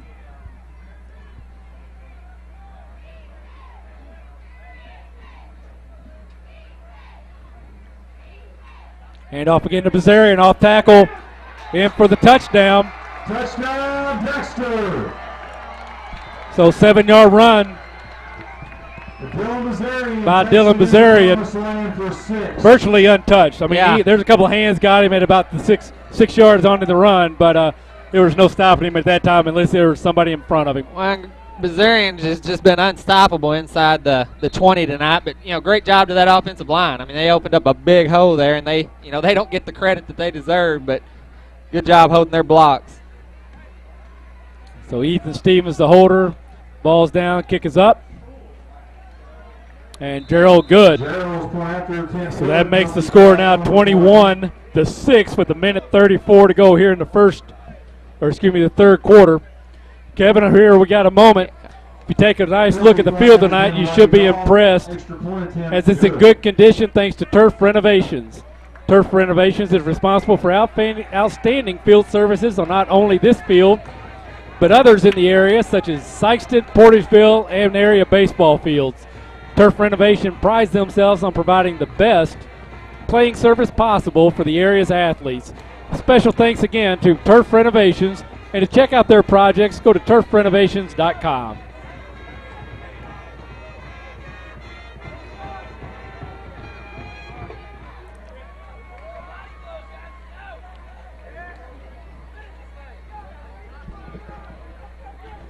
So we had an inadvertent flag there on that point after attempt. So Bearcats lead 21-6 as they get the first points on the board here in the second half with a minute 34 to go in the third.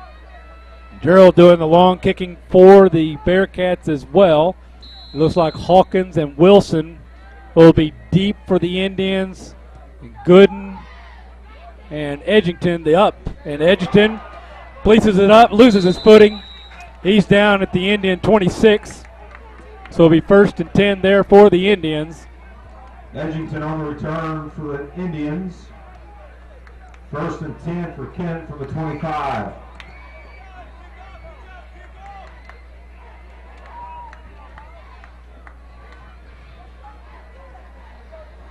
So this Dexter defense has played very strong tonight. We'll see if they can continue here. Yeah, let's see what, if any, adjustments that last offensive series for Dexter, what defensive adjustments or offensive adjustments the Kennett Indians were able to make. Wilson looks out to his left, pass complete to Richmond. He's hit immediately, but he's a big back, and he took a couple of red shirts to finally bring him down. Wilson's pass complete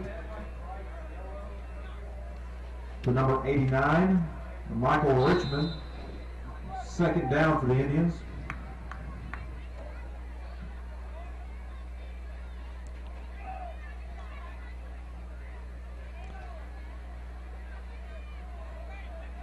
So 2nd and about 4, it looks like, from the 32.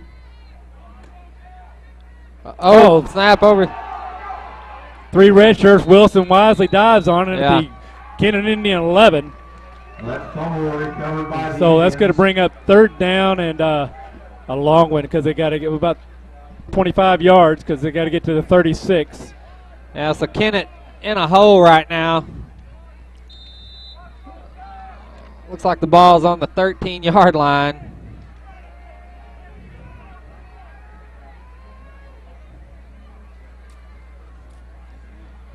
Wilson, pass complete to Hawkins. Knocked it, or tackled at about the Indian 23. Should bring up about 4th and about 13. Bazarian on the tackle for the Bearcats.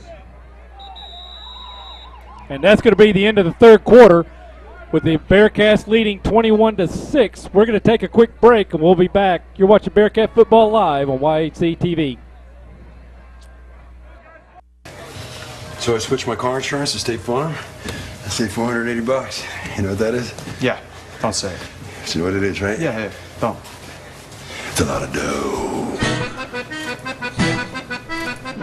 Switch and you could save $480 with State Farm. It's a lot of dough. See if Chris Brannon and Dexter can save you a lot of dough. Get to a better state. State Farm.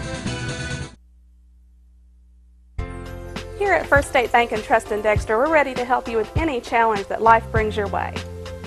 Our experienced staff brings a fresh perspective to financial solutions. Our lenders, Christine, Ken, and Scott, are committed and ready to assist you with all types of consumer, real estate, and commercial. And we make banking easier with our mobile app to access your Net Teller account with your iPhone or iPad. We are here, safe, secure, stable, and committed to our communities and customers in Stoddard and surrounding counties. Stop by. Let's visit and talk about your goals. And welcome back. Gooden back to punt. And Dexter has nobody back. They're putting the rush on. Gooden gets it away to an empty field. And it's going to keep rolling and be, looks like it'll be down at about the 38, almost the 39 of the Kennett Indians. 9-yard line. So Bearcat, thank you, Brett. Kevin, right on cue, Brett Dorton with third quarter stats. Thank you again, Brett. Yeah, and in that, the Bearcats now with 233 yards through the air, and Bazarian 8 carries for 52 yards and 2 touchdowns. They were able to hold Wilson to just 13 yards there in that third quarter. So well, he got dinged for like minus 15 on the snap that went over his head, but blitz there by the Indians, picked up by Pollock, gets outside, but we got a flag on the play. Probably going to be a holding call against the Bearcats. But right here, Kennett's got to have a stop. We're down to the final 12 minutes now, 11:43 with the 2-touchdown lead by the Bearcats. If they get down 3 scores, as we know, high school football, 3 scores in a quarter is a pretty formidable task, especially on a run-oriented offense. Yeah, and this defense, Dexter defense, has been pretty strong all night, so it's going to be tough. I mean, Noah Cronk now with 12 tackles on the night, but, Bazarian also having a career night on defense. He's got 2 touchdowns on offense, but 8 tackles. Drake Mitchell with 8 tackles. And then Austin Chesser with 5, rounded out by Aldridge and Madison with 4 each. So we had an illegal block in the back there by the Bearcats, so it's going to bring up 1st and 20 from the 29, and we got a fumble on the exchange there, recovered by Kennett. Recovered by the Indians. Number 27, MC Hudson. Big stop there by the Indians we just talked about. Yeah, that's the kind of play they need. Heads up play there by Hudson, you bet. And we talked earlier, the turnover game is going to be key. And right now Kennett's winning that, but Dexter's still winning the football game. So now then the red shirt's going to be asking their defensive brothers to come up with the big stop here. Yeah, Kennett with the short field, a score right here, it makes it a whole different ball game. Wilson keeps it, goes right up the middle, ducks the tackle, loses his footing, but still a gain of 7, maybe 8. So it looks like 2nd and 3 now. Wilson kept it himself, 2nd and about 3 for the Indians. Sure, Coach Pixley wouldn't mind that. Darn near every play. Yeah. 7-yard pickup every snap. Guess what? You're going to score a touchdown. Well, in the first half, they did it successfully. I mean, they ran the ball right up the middle, and we couldn't do anything about it. Keeper looked like he might want to flip it out to Hawkins. Read well by the Bearcats, though. Going to be a loss of a couple. Bring up 3rd and 5 now. But Tyler Stevenson, number 50, for the Bearcats with the stop. And it appears Coach Beck has made his way down to the sideline. He's traditionally been up here in the booth and been up in the booth all night, but and we talked that earlier in the season, because he's this season, he's been up here. Coach Becker's always been up here, relaying information down for Coach Beck to make a call, but switched it up this year. But after 3 quarters, Coach Beck just couldn't stand it anymore. Yeah. Had to be a little closer to the action. Well, we could hear him over here. I think the emotion of the game was getting to him, so he wanted to get down there where he could probably get an ear in some of these players. You bet. So short gain by the Indians brings up 4th and 3 from the Bearcat 18.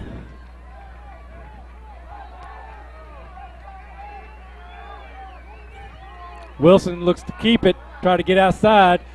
Ducks his head, dives forward. He's going to have the first down. So he's going to be down at about the 10-yard line, 12-yard line. This brings up 1st and 10 from the 12.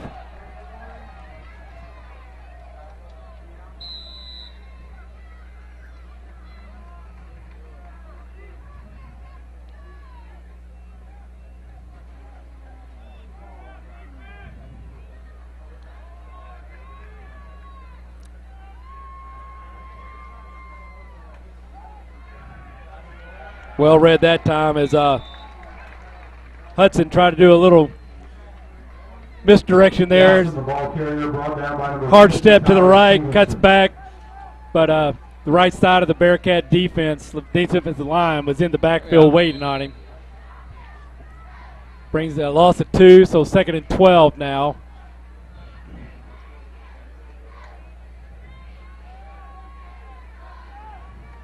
Wilson, quick pitch out into the flat. And Hawkins loses footing, so no gain. In fact, a loss of another 2. Almost looked like here the ball skipped. It did look like it from up here. And after Hawkins loses a couple yards, losing his footing, maybe the Indians want it to be a skip. Yeah. So long 3rd down here for Kennett, but doesn't matter. This is going to be 4th down territory, of course. They need points, short field. And now under 9 minutes to go. Wilson rolls, looking left, got a receiver deep, wide open in the back of the end zone. It's a touchdown. Nice pass, a nice route there by the Indians. Touchdown reception by Gooden. Number 14, Fred Gooden. It appeared that Dexter just gave up on that. I don't know if he didn't know the receiver was behind him, but yeah, I saw it. I saw it develop just a little bit late as I was looking a little closer to Wilson and see who was in front of him. Not sure with what the success that Wilson's had on the ground tonight, that D-back may have been looking, hey, I need to close the gap and protect the goal line. We got a timeout now, Kennett. So with 8:48 to go, we're going to take a quick break. You're watching Bearcat Football Live on YAC TV. When was the last time you've been to Wilcoxon's Home Place Furniture and Appliance? Not sure. Well, then you have been missing out on all kinds of incredible furniture. Really? Yes, they have furniture for every room in your home in styles you want and at prices you can afford. Are you talking about Wilcoxon Home Place Furniture and Appliance on the South Bypass in Kennett? Take a few minutes and make the drive to Wilcoxon's Home Place Furniture and Appliance and rediscover quality furniture for all rooms of your home. For lunch, supper, anytime, the best food in Dexter is always Pizza Hut Wing Street. Our famous pizzas are handmade with all natural ingredients, no fillers, no preservatives. For a quick lunch, try our buffet. Eat all you want. Our delicious pasta selections will soon be your family favorite. And Wing Street wings are perfect for get-togethers. Wing it like a pro. Add potato wedges, dunkers, or mini pies with a 2-liter of your favorite Pepsi product, and you've got a full meal. There's always something good cooking at your Dexter Pizza Hut. Call or order online today. Yeah, I guess they're going to. Hey, welcome back. So we got Nathan Spence in. Pixley picks up the ball, loses it. He's tackled for a loss also, but extra point stop. Well, that's a big deal. It still makes it a 2-possession ball game. So Number 9, Dylan Bazarian on the stop. Yeah, they're down by 9. So but again, having failed on the fake point after try to get a 2-point conversion on the first touchdown, they were down that point, and now they're 2, so that takes it away. So a 2-point conversion is not going to be able to help them out now. Well, I'm kind of with you. I think you kick it and keep it at 8 and wait until the end of the game if you're in a position to do so, instead of well, Wilson's been fairly unstoppable up that middle. I mean, you got the ball at the 3-yard line. If you're really wanting to line up for 2, but it's easy to second guess. Oh, yeah. There's a reason I'm up here in this booth and not down there on the field. Yeah.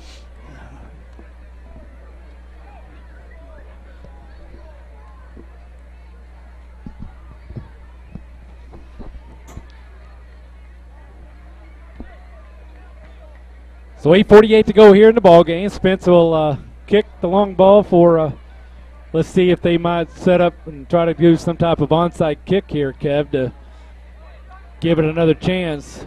From the way Spence is approaching the ball, looks to be a looking at the sideline.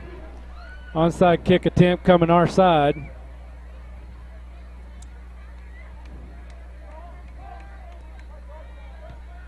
And it is not going to go 10 yards. And Flag down.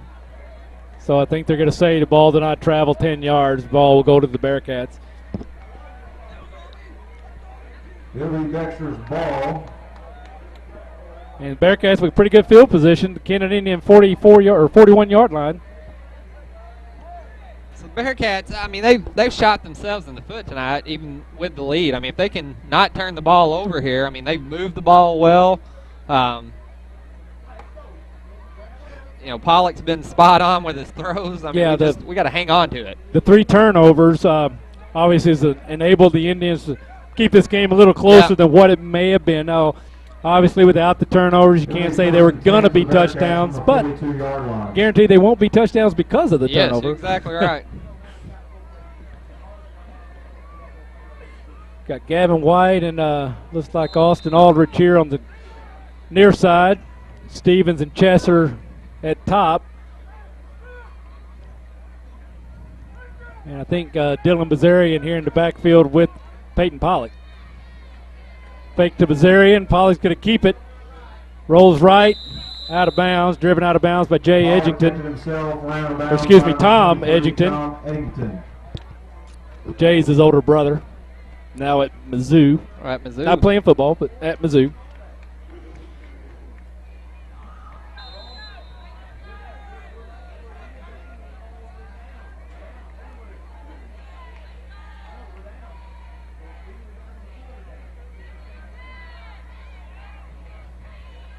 So 2nd and 8. Pollock this time pitches out to Bazarian. He gets around the end, cuts back upfield, breaks a tackle, and he's in the end zone. As he broke the tackle there, Edward Wilson coming over to make a tackle, and Bazarian was able to cut him back in on him. So going to bring it to 27-12 with 8:34 to go. And we'll see Jason Jarrell attempt a point after try. Ethan Stevens to be the holder. So nice run there. A 41-yard scamper there by Bazarian.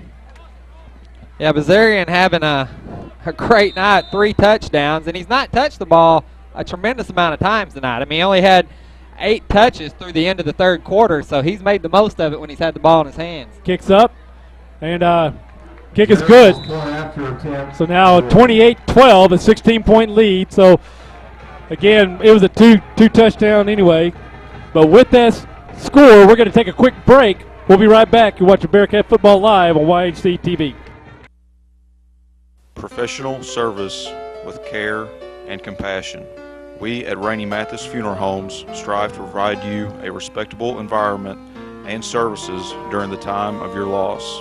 We offer numerous services including pre-planning arrangements, memorial family tributes, and webcasting for those unable to attend a service. We will listen to you and your wishes to help plan a celebration consistent with your expectations. Rainey Mathis Funeral Homes in Dexter and Bernie. And welcome back. Again, the Bearcats just scored, go up 28-12 with 8:34 to go here in the ball game. Jason Jarrell will line up to do the long kick for the Bearcats. Looks like they've got Wilson and I believe Hawkins deep, the Indians. I don't think we'll kick it deep. We hadn't all night. I mean, we're giving Wilson the respect he's due. So Edgington and Gooden, the up backs. So again, a high go deep kick, but to Wilson at the 20. Cuts up to the middle. There's a seam. And he wrestled down at the Indian 43-yard line by number 51, Jason Madison. Jason Madison. Still a lot of time left in this ball game. I mean, we've seen some quick turnovers, so Kennett, you know, with a quick score, could easily get back in this ball game. Absolutely.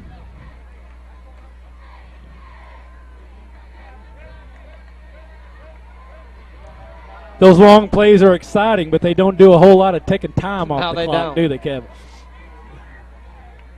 Edgington hustling in. Wilson looking right, going to Richmond, overthrown. Wilson's pass incomplete. So incomplete. 2nd and 10.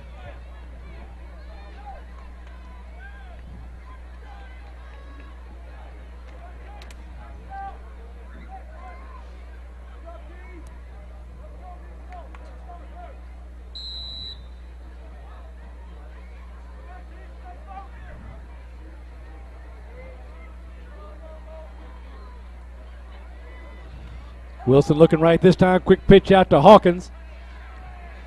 Turns it upfield.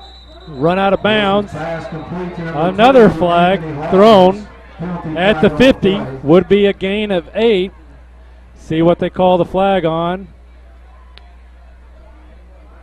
I don't know. They ran him out of bounds. Maybe they ran him into the bench or something. We'll see. Personal foul. Dead ball foul against the Bearcats. Against the Bearcats. So they're calling it a late hit.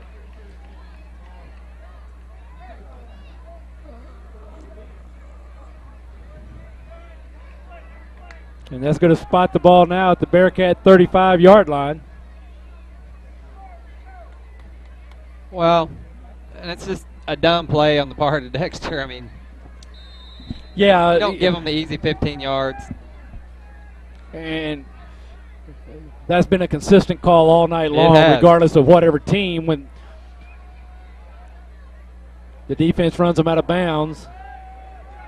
This time Fred rolls left, passes deep, got a receiver, complete to Edgington, or excuse me, to Johnny Brooks, 32, as the Bearcat defender let the receiver get behind him. So there we have a 35-yard touchdown, and that score only about 28 seconds off the clock to do that, as they took possession, I think, with about 8:34. Now we're looking at 8:06. And Kennett will have to go for 2 here. Correct. To give themselves a chance. I mean, I guess they technically could line up for the 1, but they go for 2, they make it, then they keep it to 1 score. If they miss, well, they still have 2 scores, which they would have to do even if they kick the 1 point.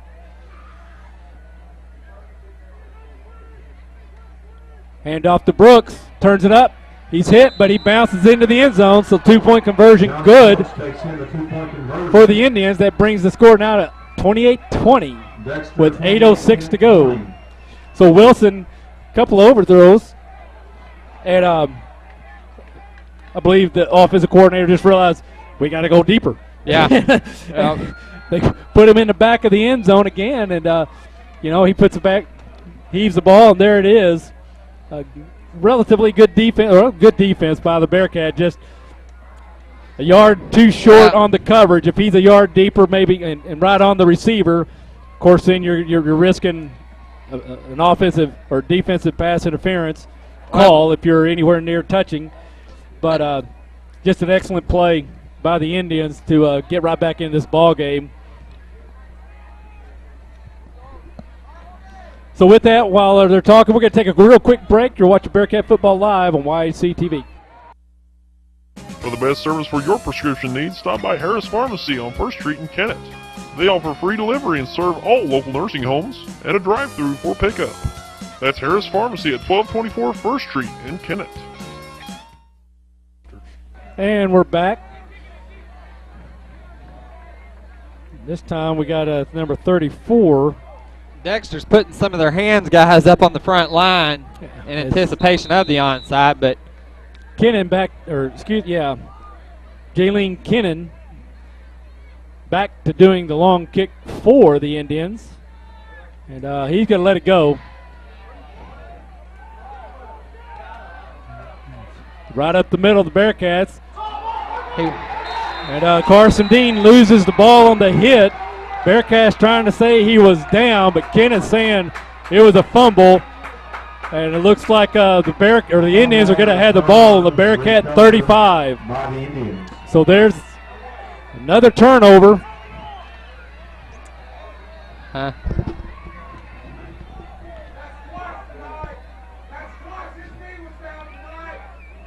it, appeared up here in the booth that he possibly was down, but they're right down there on top of it. Absolutely.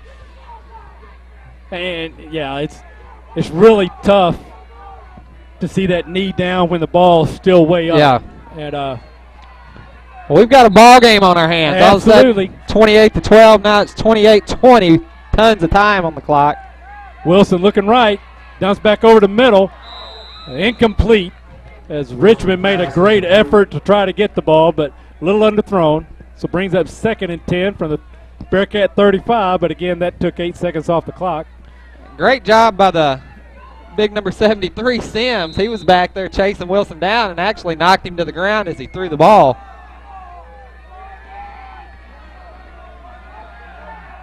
So it's still a strong red and black crowd over there, seeing them win a great game here. And this time Wilson breaks free, and he's going to be in the house. Touchdown, Kennett, number 25. So 2 plays, and really, Kennett now has scored 2 touchdowns in less than a minute. Oh, yeah, they've got the momentum right now. And so we were just talking about how quick that could flip. I mean, Dexter went up 28-12, and you thought the game was over, and then all of a sudden, Kennett with a chance to tie.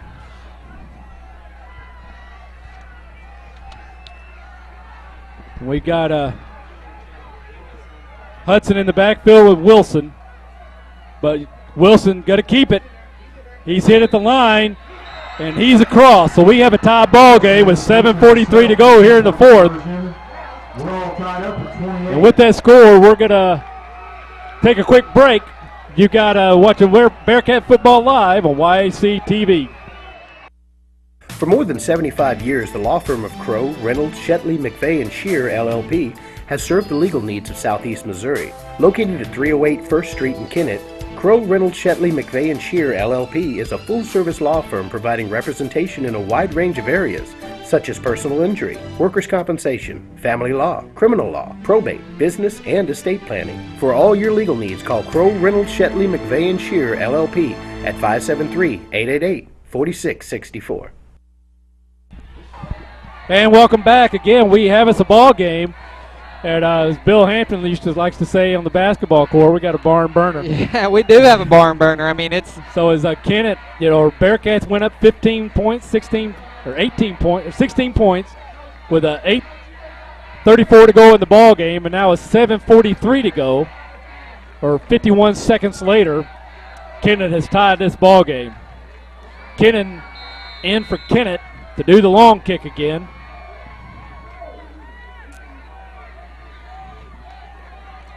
Late substitution by the Kennett Indians. They got plenty of time to get somebody in. Kick deep to Stevens. Tries to get outside. Cuts back in. Got to be brought down at the Bearcat 30. Ethan Stevens on return for the Bearcats, brought down by number 89, Michael Richmond. So Michael Richmond, number 89, with the tackle for the Indians. So these turnovers have finally come back to curse Dexter. I mean, they've had 3 crucial fumbles tonight, or 4 actually. They've had 4 fumbles, and Kennett able to pick up some points off that one. Yeah, as we talked earlier, the first 3, no points, but snuffed out some drives and prevented points for the Bearcats. And now Kennett playing with a lot of emotion and a lot of momentum.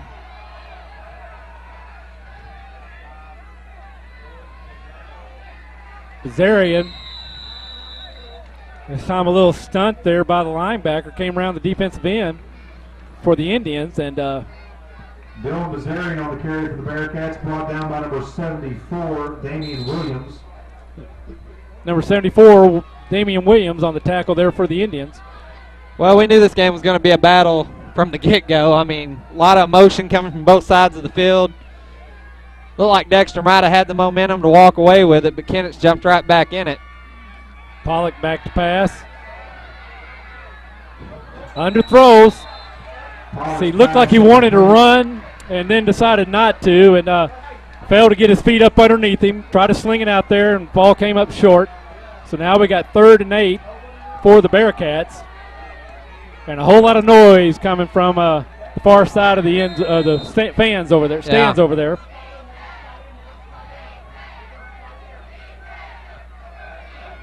It's like Noah Crunk has come into the game at tight end. This is the biggest 3rd down Dexter's had all night long.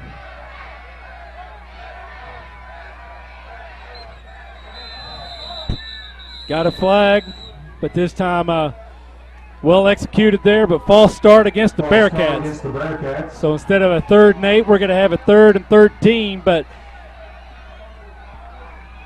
well executed there. They got the defense going one way, and Aldridge comes back underneath, able to split the seam. But some of those Kennett Indians may have heard that whistle a little faster than me and were kind of already held up, but it looked like he had a big lane. Yeah. The Bearcats just need to settle down here. They've been able to move the ball well all night long.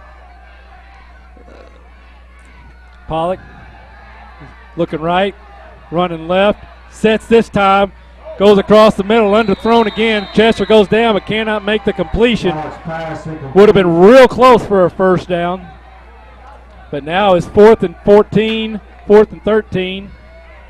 And Dexter will be punting, or at least lining up, showing the punt.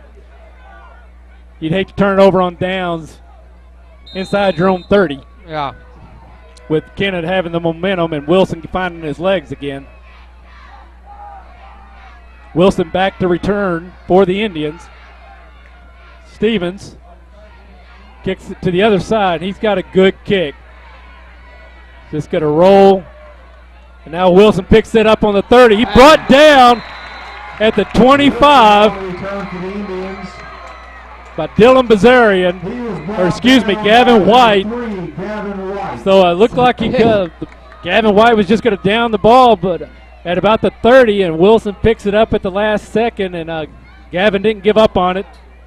And Wilson tackle for 5 yard less, or back of where he picked the ball up. So 6:43 to go in the ball game. 1st and 10 from the Indian 26. Just received a text here from Ryan Fish. He said he's enjoying the game from home, but wants these Bearcats to get back in it quick. Hand off here to Hawkins. Comes around, gets around the outside, tries to make a move. Wrestled out of bounds. Gain of about 4. Hawkins, the ball carrier. Stevens wrestles him out of bounds.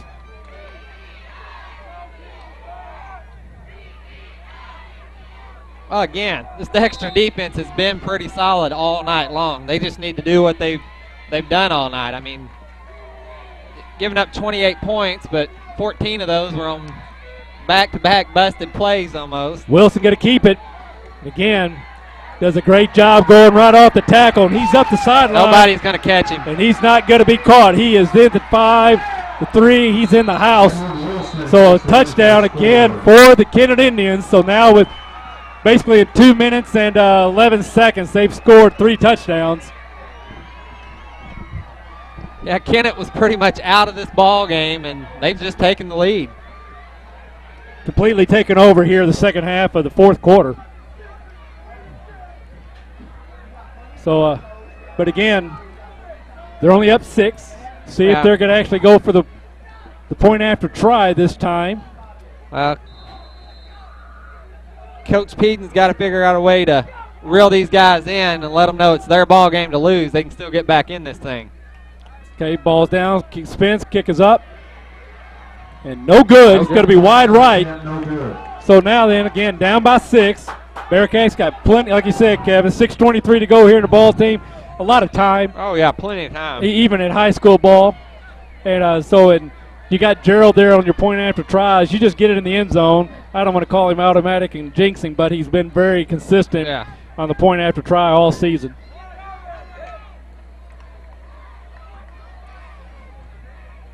So we got Carson Dean deep for the Bearcats. Looks like, and then the up backs will be number 23, Tim Spence, and number 3, Gavin White.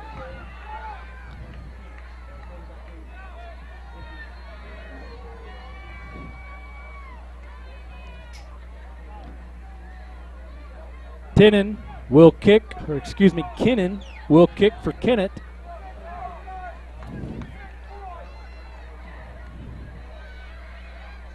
But yeah, down a 21-point difference or change in two minutes and a few seconds. Unbelievable. I mean, just unbelievable. I mean, we knew Kennett has speed. Dexter's been able to not give it up all night, but turn will be taken. He's got a seam. Just one Bearcat. Carson Dean finds a seam up the middle. Carson Dean from about the 15 to the Kennett 25. And that So may have been 60-yard return. That may have been what these Bearcats needed to get them fired up, because you could see them getting down on the sidelines. I mean, 3 big scores. Absolutely, and yeah, turn the momentum with a big return. Bearcats still have to punch it in here to tie the ball game up. So you hear those Kennett Indian fans making a little noise, trying to make it difficult for the Bearcats. Pollock pitches out, loses the ball. Knee, and then there's a hit. So he was down with his knee on the ground, but tried to pop up, but he's hit, and I'm sure they're going to call a late hit on that, Kevin, and that should result in a first down as well, but hard hit.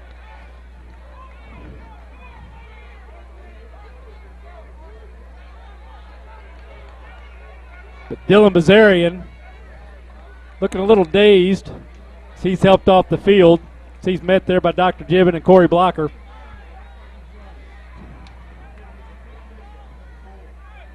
So there's the personal foul against the Indians. Personal foul against the Indians. Illegal helmet-to-helmet contact. Oh, it's helmet-to-helmet there. Yeah. I think they were giving him the benefit of the doubt of the late hit, but it was a late hit. But I think they were actually giving him the benefit of the doubt. But you can't go helmet to helmet. All the awareness with concussions right now, straight up to the NFL. It's a big concern. Yeah, and just a tough break. Because his knee touched, but he sprung right back up, as we all would. It's instinctive because you're not touched there. But in high school ball, just like in college, your knee touches, you're down then. But certainly a challenging situation for that defender for the Indians to hold up when the ball carrier's getting up and still advancing toward you. But that brings it now 1st and 10 from the Indian 13 for these Bearcats. Pollock hands it off to Dean. He's hit at the line of scrimmage and driven back. I think it'll bring up 2nd and 10. Brought down by number 20. Bazarian has been the go-to guy down here inside the red zone, and that's number 23, Tom Edgington, on the tackle for the Indians. So no gain.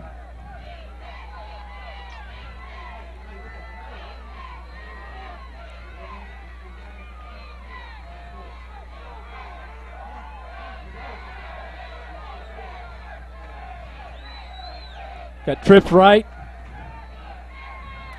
Pollock, Stevens cuts back. He's manhandled down at the 5. Pollock's pass complete to so brings up 3rd and short. He was brought down by number 27. Tackle there, number 27, Hudson with the tackle. 3rd down for the Bearcats. So obviously 4-down territory here, being down 6. But a 3rd and short. They're going to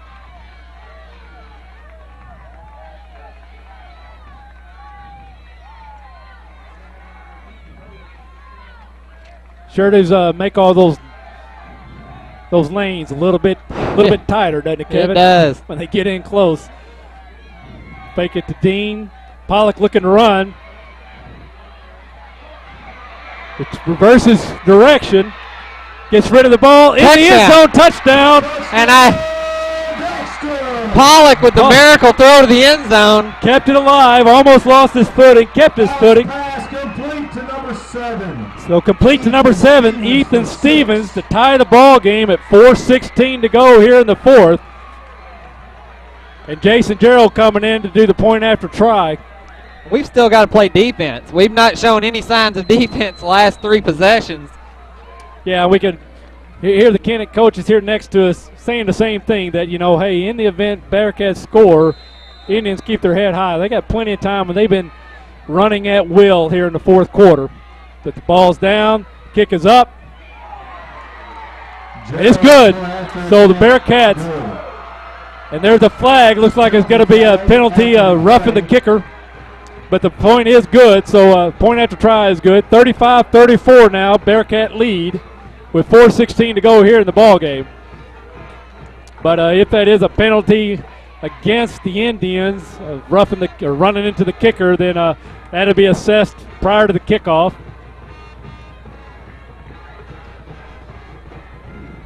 Well, Dexter answers the call. I mean, it was the first time they've had to play under much pressure all night long. And you called it, Kevin. It was that kickoff return by Carson Dean.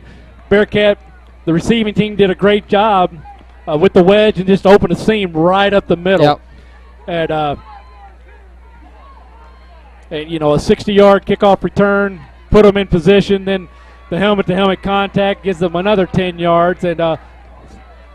But just a great play there by Pollock, keeping the play alive. Rolls to his left, sees nothing, scrambles, gets hit, keeps his footing, slings it in the touchdown. There's Ethan Stevens with the reception. The extra point conversion was roughing the kicker against the Indians. 5-yard penalty. Gerald will kick from the 45. So now Gerald will be able to kick from the 45, not the 40. It's a 5-yard penalty. And we'll have Wilson and Hawkins, deep for the Indians.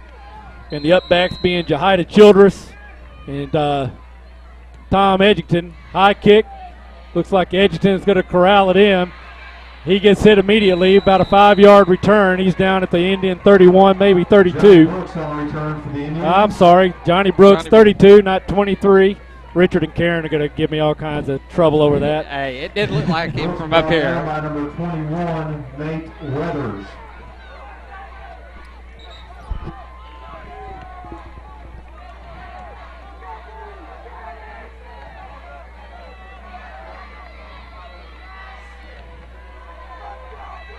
Well, this Dexter defense needs to get fired up.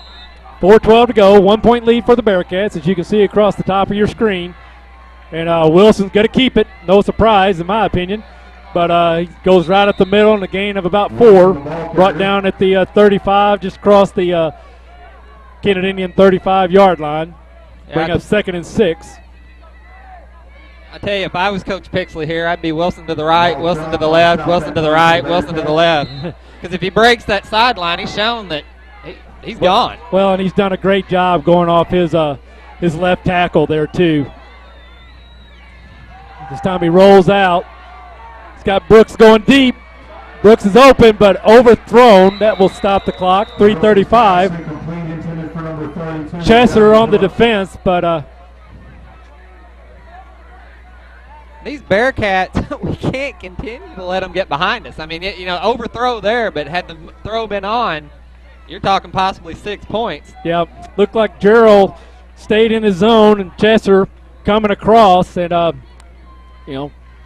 Brooks did what he had to do. He got in between the two. He did. I mean, great route by Brooks. Just a little overthrown, so that brings up 3rd and 6. Kevin, you going to be surprised if Wilson runs it? No, I will not be surprised. Hey, we got movement this time.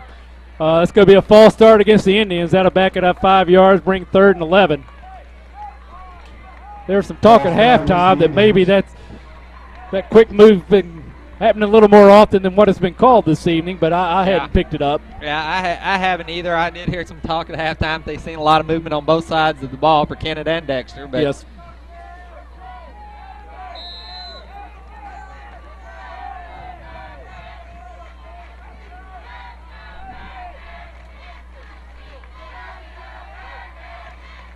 .333 to go here in the ball game. Real quick, commend Chandler Young on the camera duties tonight. Glad to have him up here in the booth again. There's Wilson right up the middle. Good for a first down as he's brought down by number 5, Drake Mitchell for the Bearcats, and Ethan Stevens, number 7. So a gain of about 12. Be 1st and 10 from the Indian 44-yard line. Clock ticking. Believe the Indians have 2 timeouts, maybe. I believe so. And we got a flag again. And see what we have here. Another false start. False start against the Indians. So that'll back them up 5. Be 1st and 15 from their 39-yard line. That being there being the Indian 39. Well, the Bearcats have got to take advantage of these penalties. I mean, we had the penalty the last time, and then you give up 16, 17 yards on a carry. I mean, we need a stop for a loss here. Pin them back a little bit. Wilson again going right up the middle. Breaks the tackle. Brought down at the 50. Wilson again on the carry. Tackle there by number 9, Dylan Bazarian for the Bearcats. And they're going to throw number 76, big Cameron Kraft, into the ball game. See if he can stop something up the middle here. So 2nd and 5 now from the 50. So Dexter, they've got their 2 biggest guys on the team down on that defensive line right now with Sims and Kraft right up the middle. So Wilson this time bumbles it, falls on it. Loss of 5, bring up 3rd and 10 as the clock keeps ticking down now inside of 2.5 minutes. So it looked like they were going to run a little stunt, but Wilson was kind of posturing himself. It looked to make a pass. Yeah. And now we got timeout Kennett. So with 2:12 to go in the ball game, we're going to take a quick break. You're watching Bearcat Football live on YAC TV. What is your emergency? Need assistance at County Road 61 and Highway 9. Help is on its way. Clear! There's a better way to jumpstart your soil back to health. Apply Endzone to protect and increase nitrogen efficiency without killing bacteria. Apply Prevent to increase phosphorus availability and reduce fixation. Better yet, use them both to get more from your fertilizer investment and see higher potential yields. Ag Explorer, your prescription for healthy soil. When there's no light at the end of the tunnel, no hope, I just lose the will to move ahead. God will supply you with the strength to do all that needs to be done on that day. So let go and trust in Him. I'm so glad I don't have to go it alone anymore. Let the Lord Jesus be your strength right now. A message from the First Baptist Church of Dexter, Missouri. And welcome back. Obviously a 4-down territory with only 2 minutes to go and trailing by a point. Wilson with the ball. Hit at the line of scrimmage, still grinds out 3 yards, so we're going to have 4th and long for these Kennett Indians. Looks to be 4th and about 8, maybe 7.5. Tackled by number 9, Dylan Bazarian. And right here's the ball game. Yeah, it's big 4th down. I mean, inside of 2 minutes, and the clock keeps ticking. Ball game for the Indians. Now, obviously, they get a first down. The game's not over by any means, but they have to have a first down. Otherwise, I believe Dexter will be able to run it out. Wilson looking to pass. He heaves it. He's got a receiver. And it intercepted. Tipped away, intercepted by Ethan Stevens. He's got a couple of blockers out in front of him. He turns it up. He hits the sidelines. Oh, and he's horse-collared and thrown out of bounds. And there's flags everywhere. 45, so exactly. A lot of laundry on the field after that.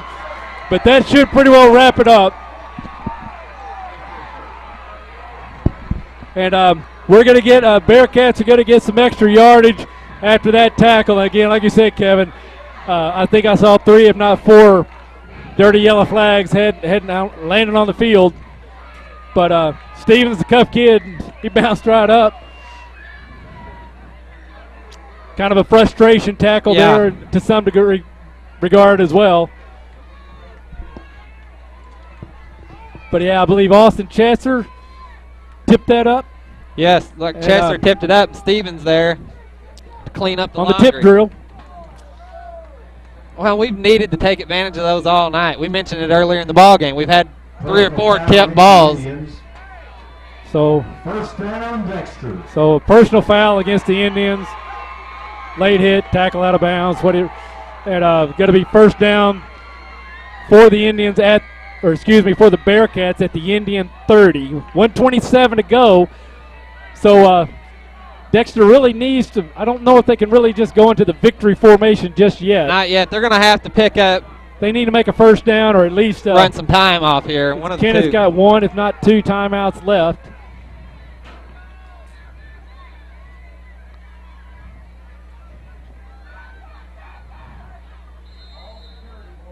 Yeah, we got to hang on to the ball. I mean, Dexter's put the ball on the ground 4 times tonight, so. They're going to take the knee. So he's got 3 backs there to protect him. And got timeout. Timeout, Kennett. Kennett with 1:19 to go. Trying to, can't recall. So with that timeout, we're going to take a quick break and watch Bearcat football live on YAC TV. Deposit your check here or here or even there. Deposit your check wherever you are with First Midwest Bank's new mobile deposit. Just tap, snap, deposit. It's that simple. New mobile deposit from First Midwest Bank, serving the communities we call home. And we're back. So again, from the shotgun, Dexter takes the knee. I believe that was Kennett's third timeout. Kevin, we had some discussion there during the timeout, giving some credit to the Bearcats for tipping that ball away, but actually on the replay we saw that it just bounced off the Indian hand. Brooks there just couldn't corral it in, but Ethan Stevens again making the most of the opportunity, able to grasp that ball out of the air and return it, and position the Bearcats here now. Now we got trips right, handoff, running to the right, and Carson Dean wisely stays inbounds. Brought down at the 30, so a gain of about 4, almost 5 yards. That's going to bring it down inside of a minute. Ball spotted now, and play clock's ticking. I can't see Pollock really asking for the ball until we get down to about 2, 3, maybe a second left.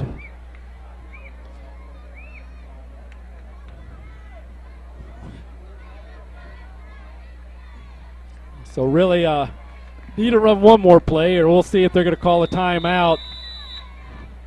40 seconds to go. And with that timeout, we're going to take a quick break. You're watching Bearcat Football Live on YHC TV. I am Tyler Roland Hubrecht, your state representative-elect for the 151st District. I thank you for your support in the past special election, and I look forward to serving you in the coming months ahead in Jefferson City. I ask for your vote again in the general election on November the 4th. Thank you.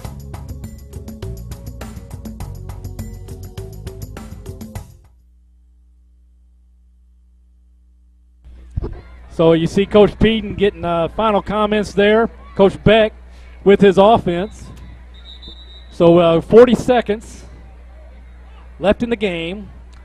3rd down and 11 for the Bearcats. Indians have no timeouts left. Probably, Kevin, I would think we might see a run or a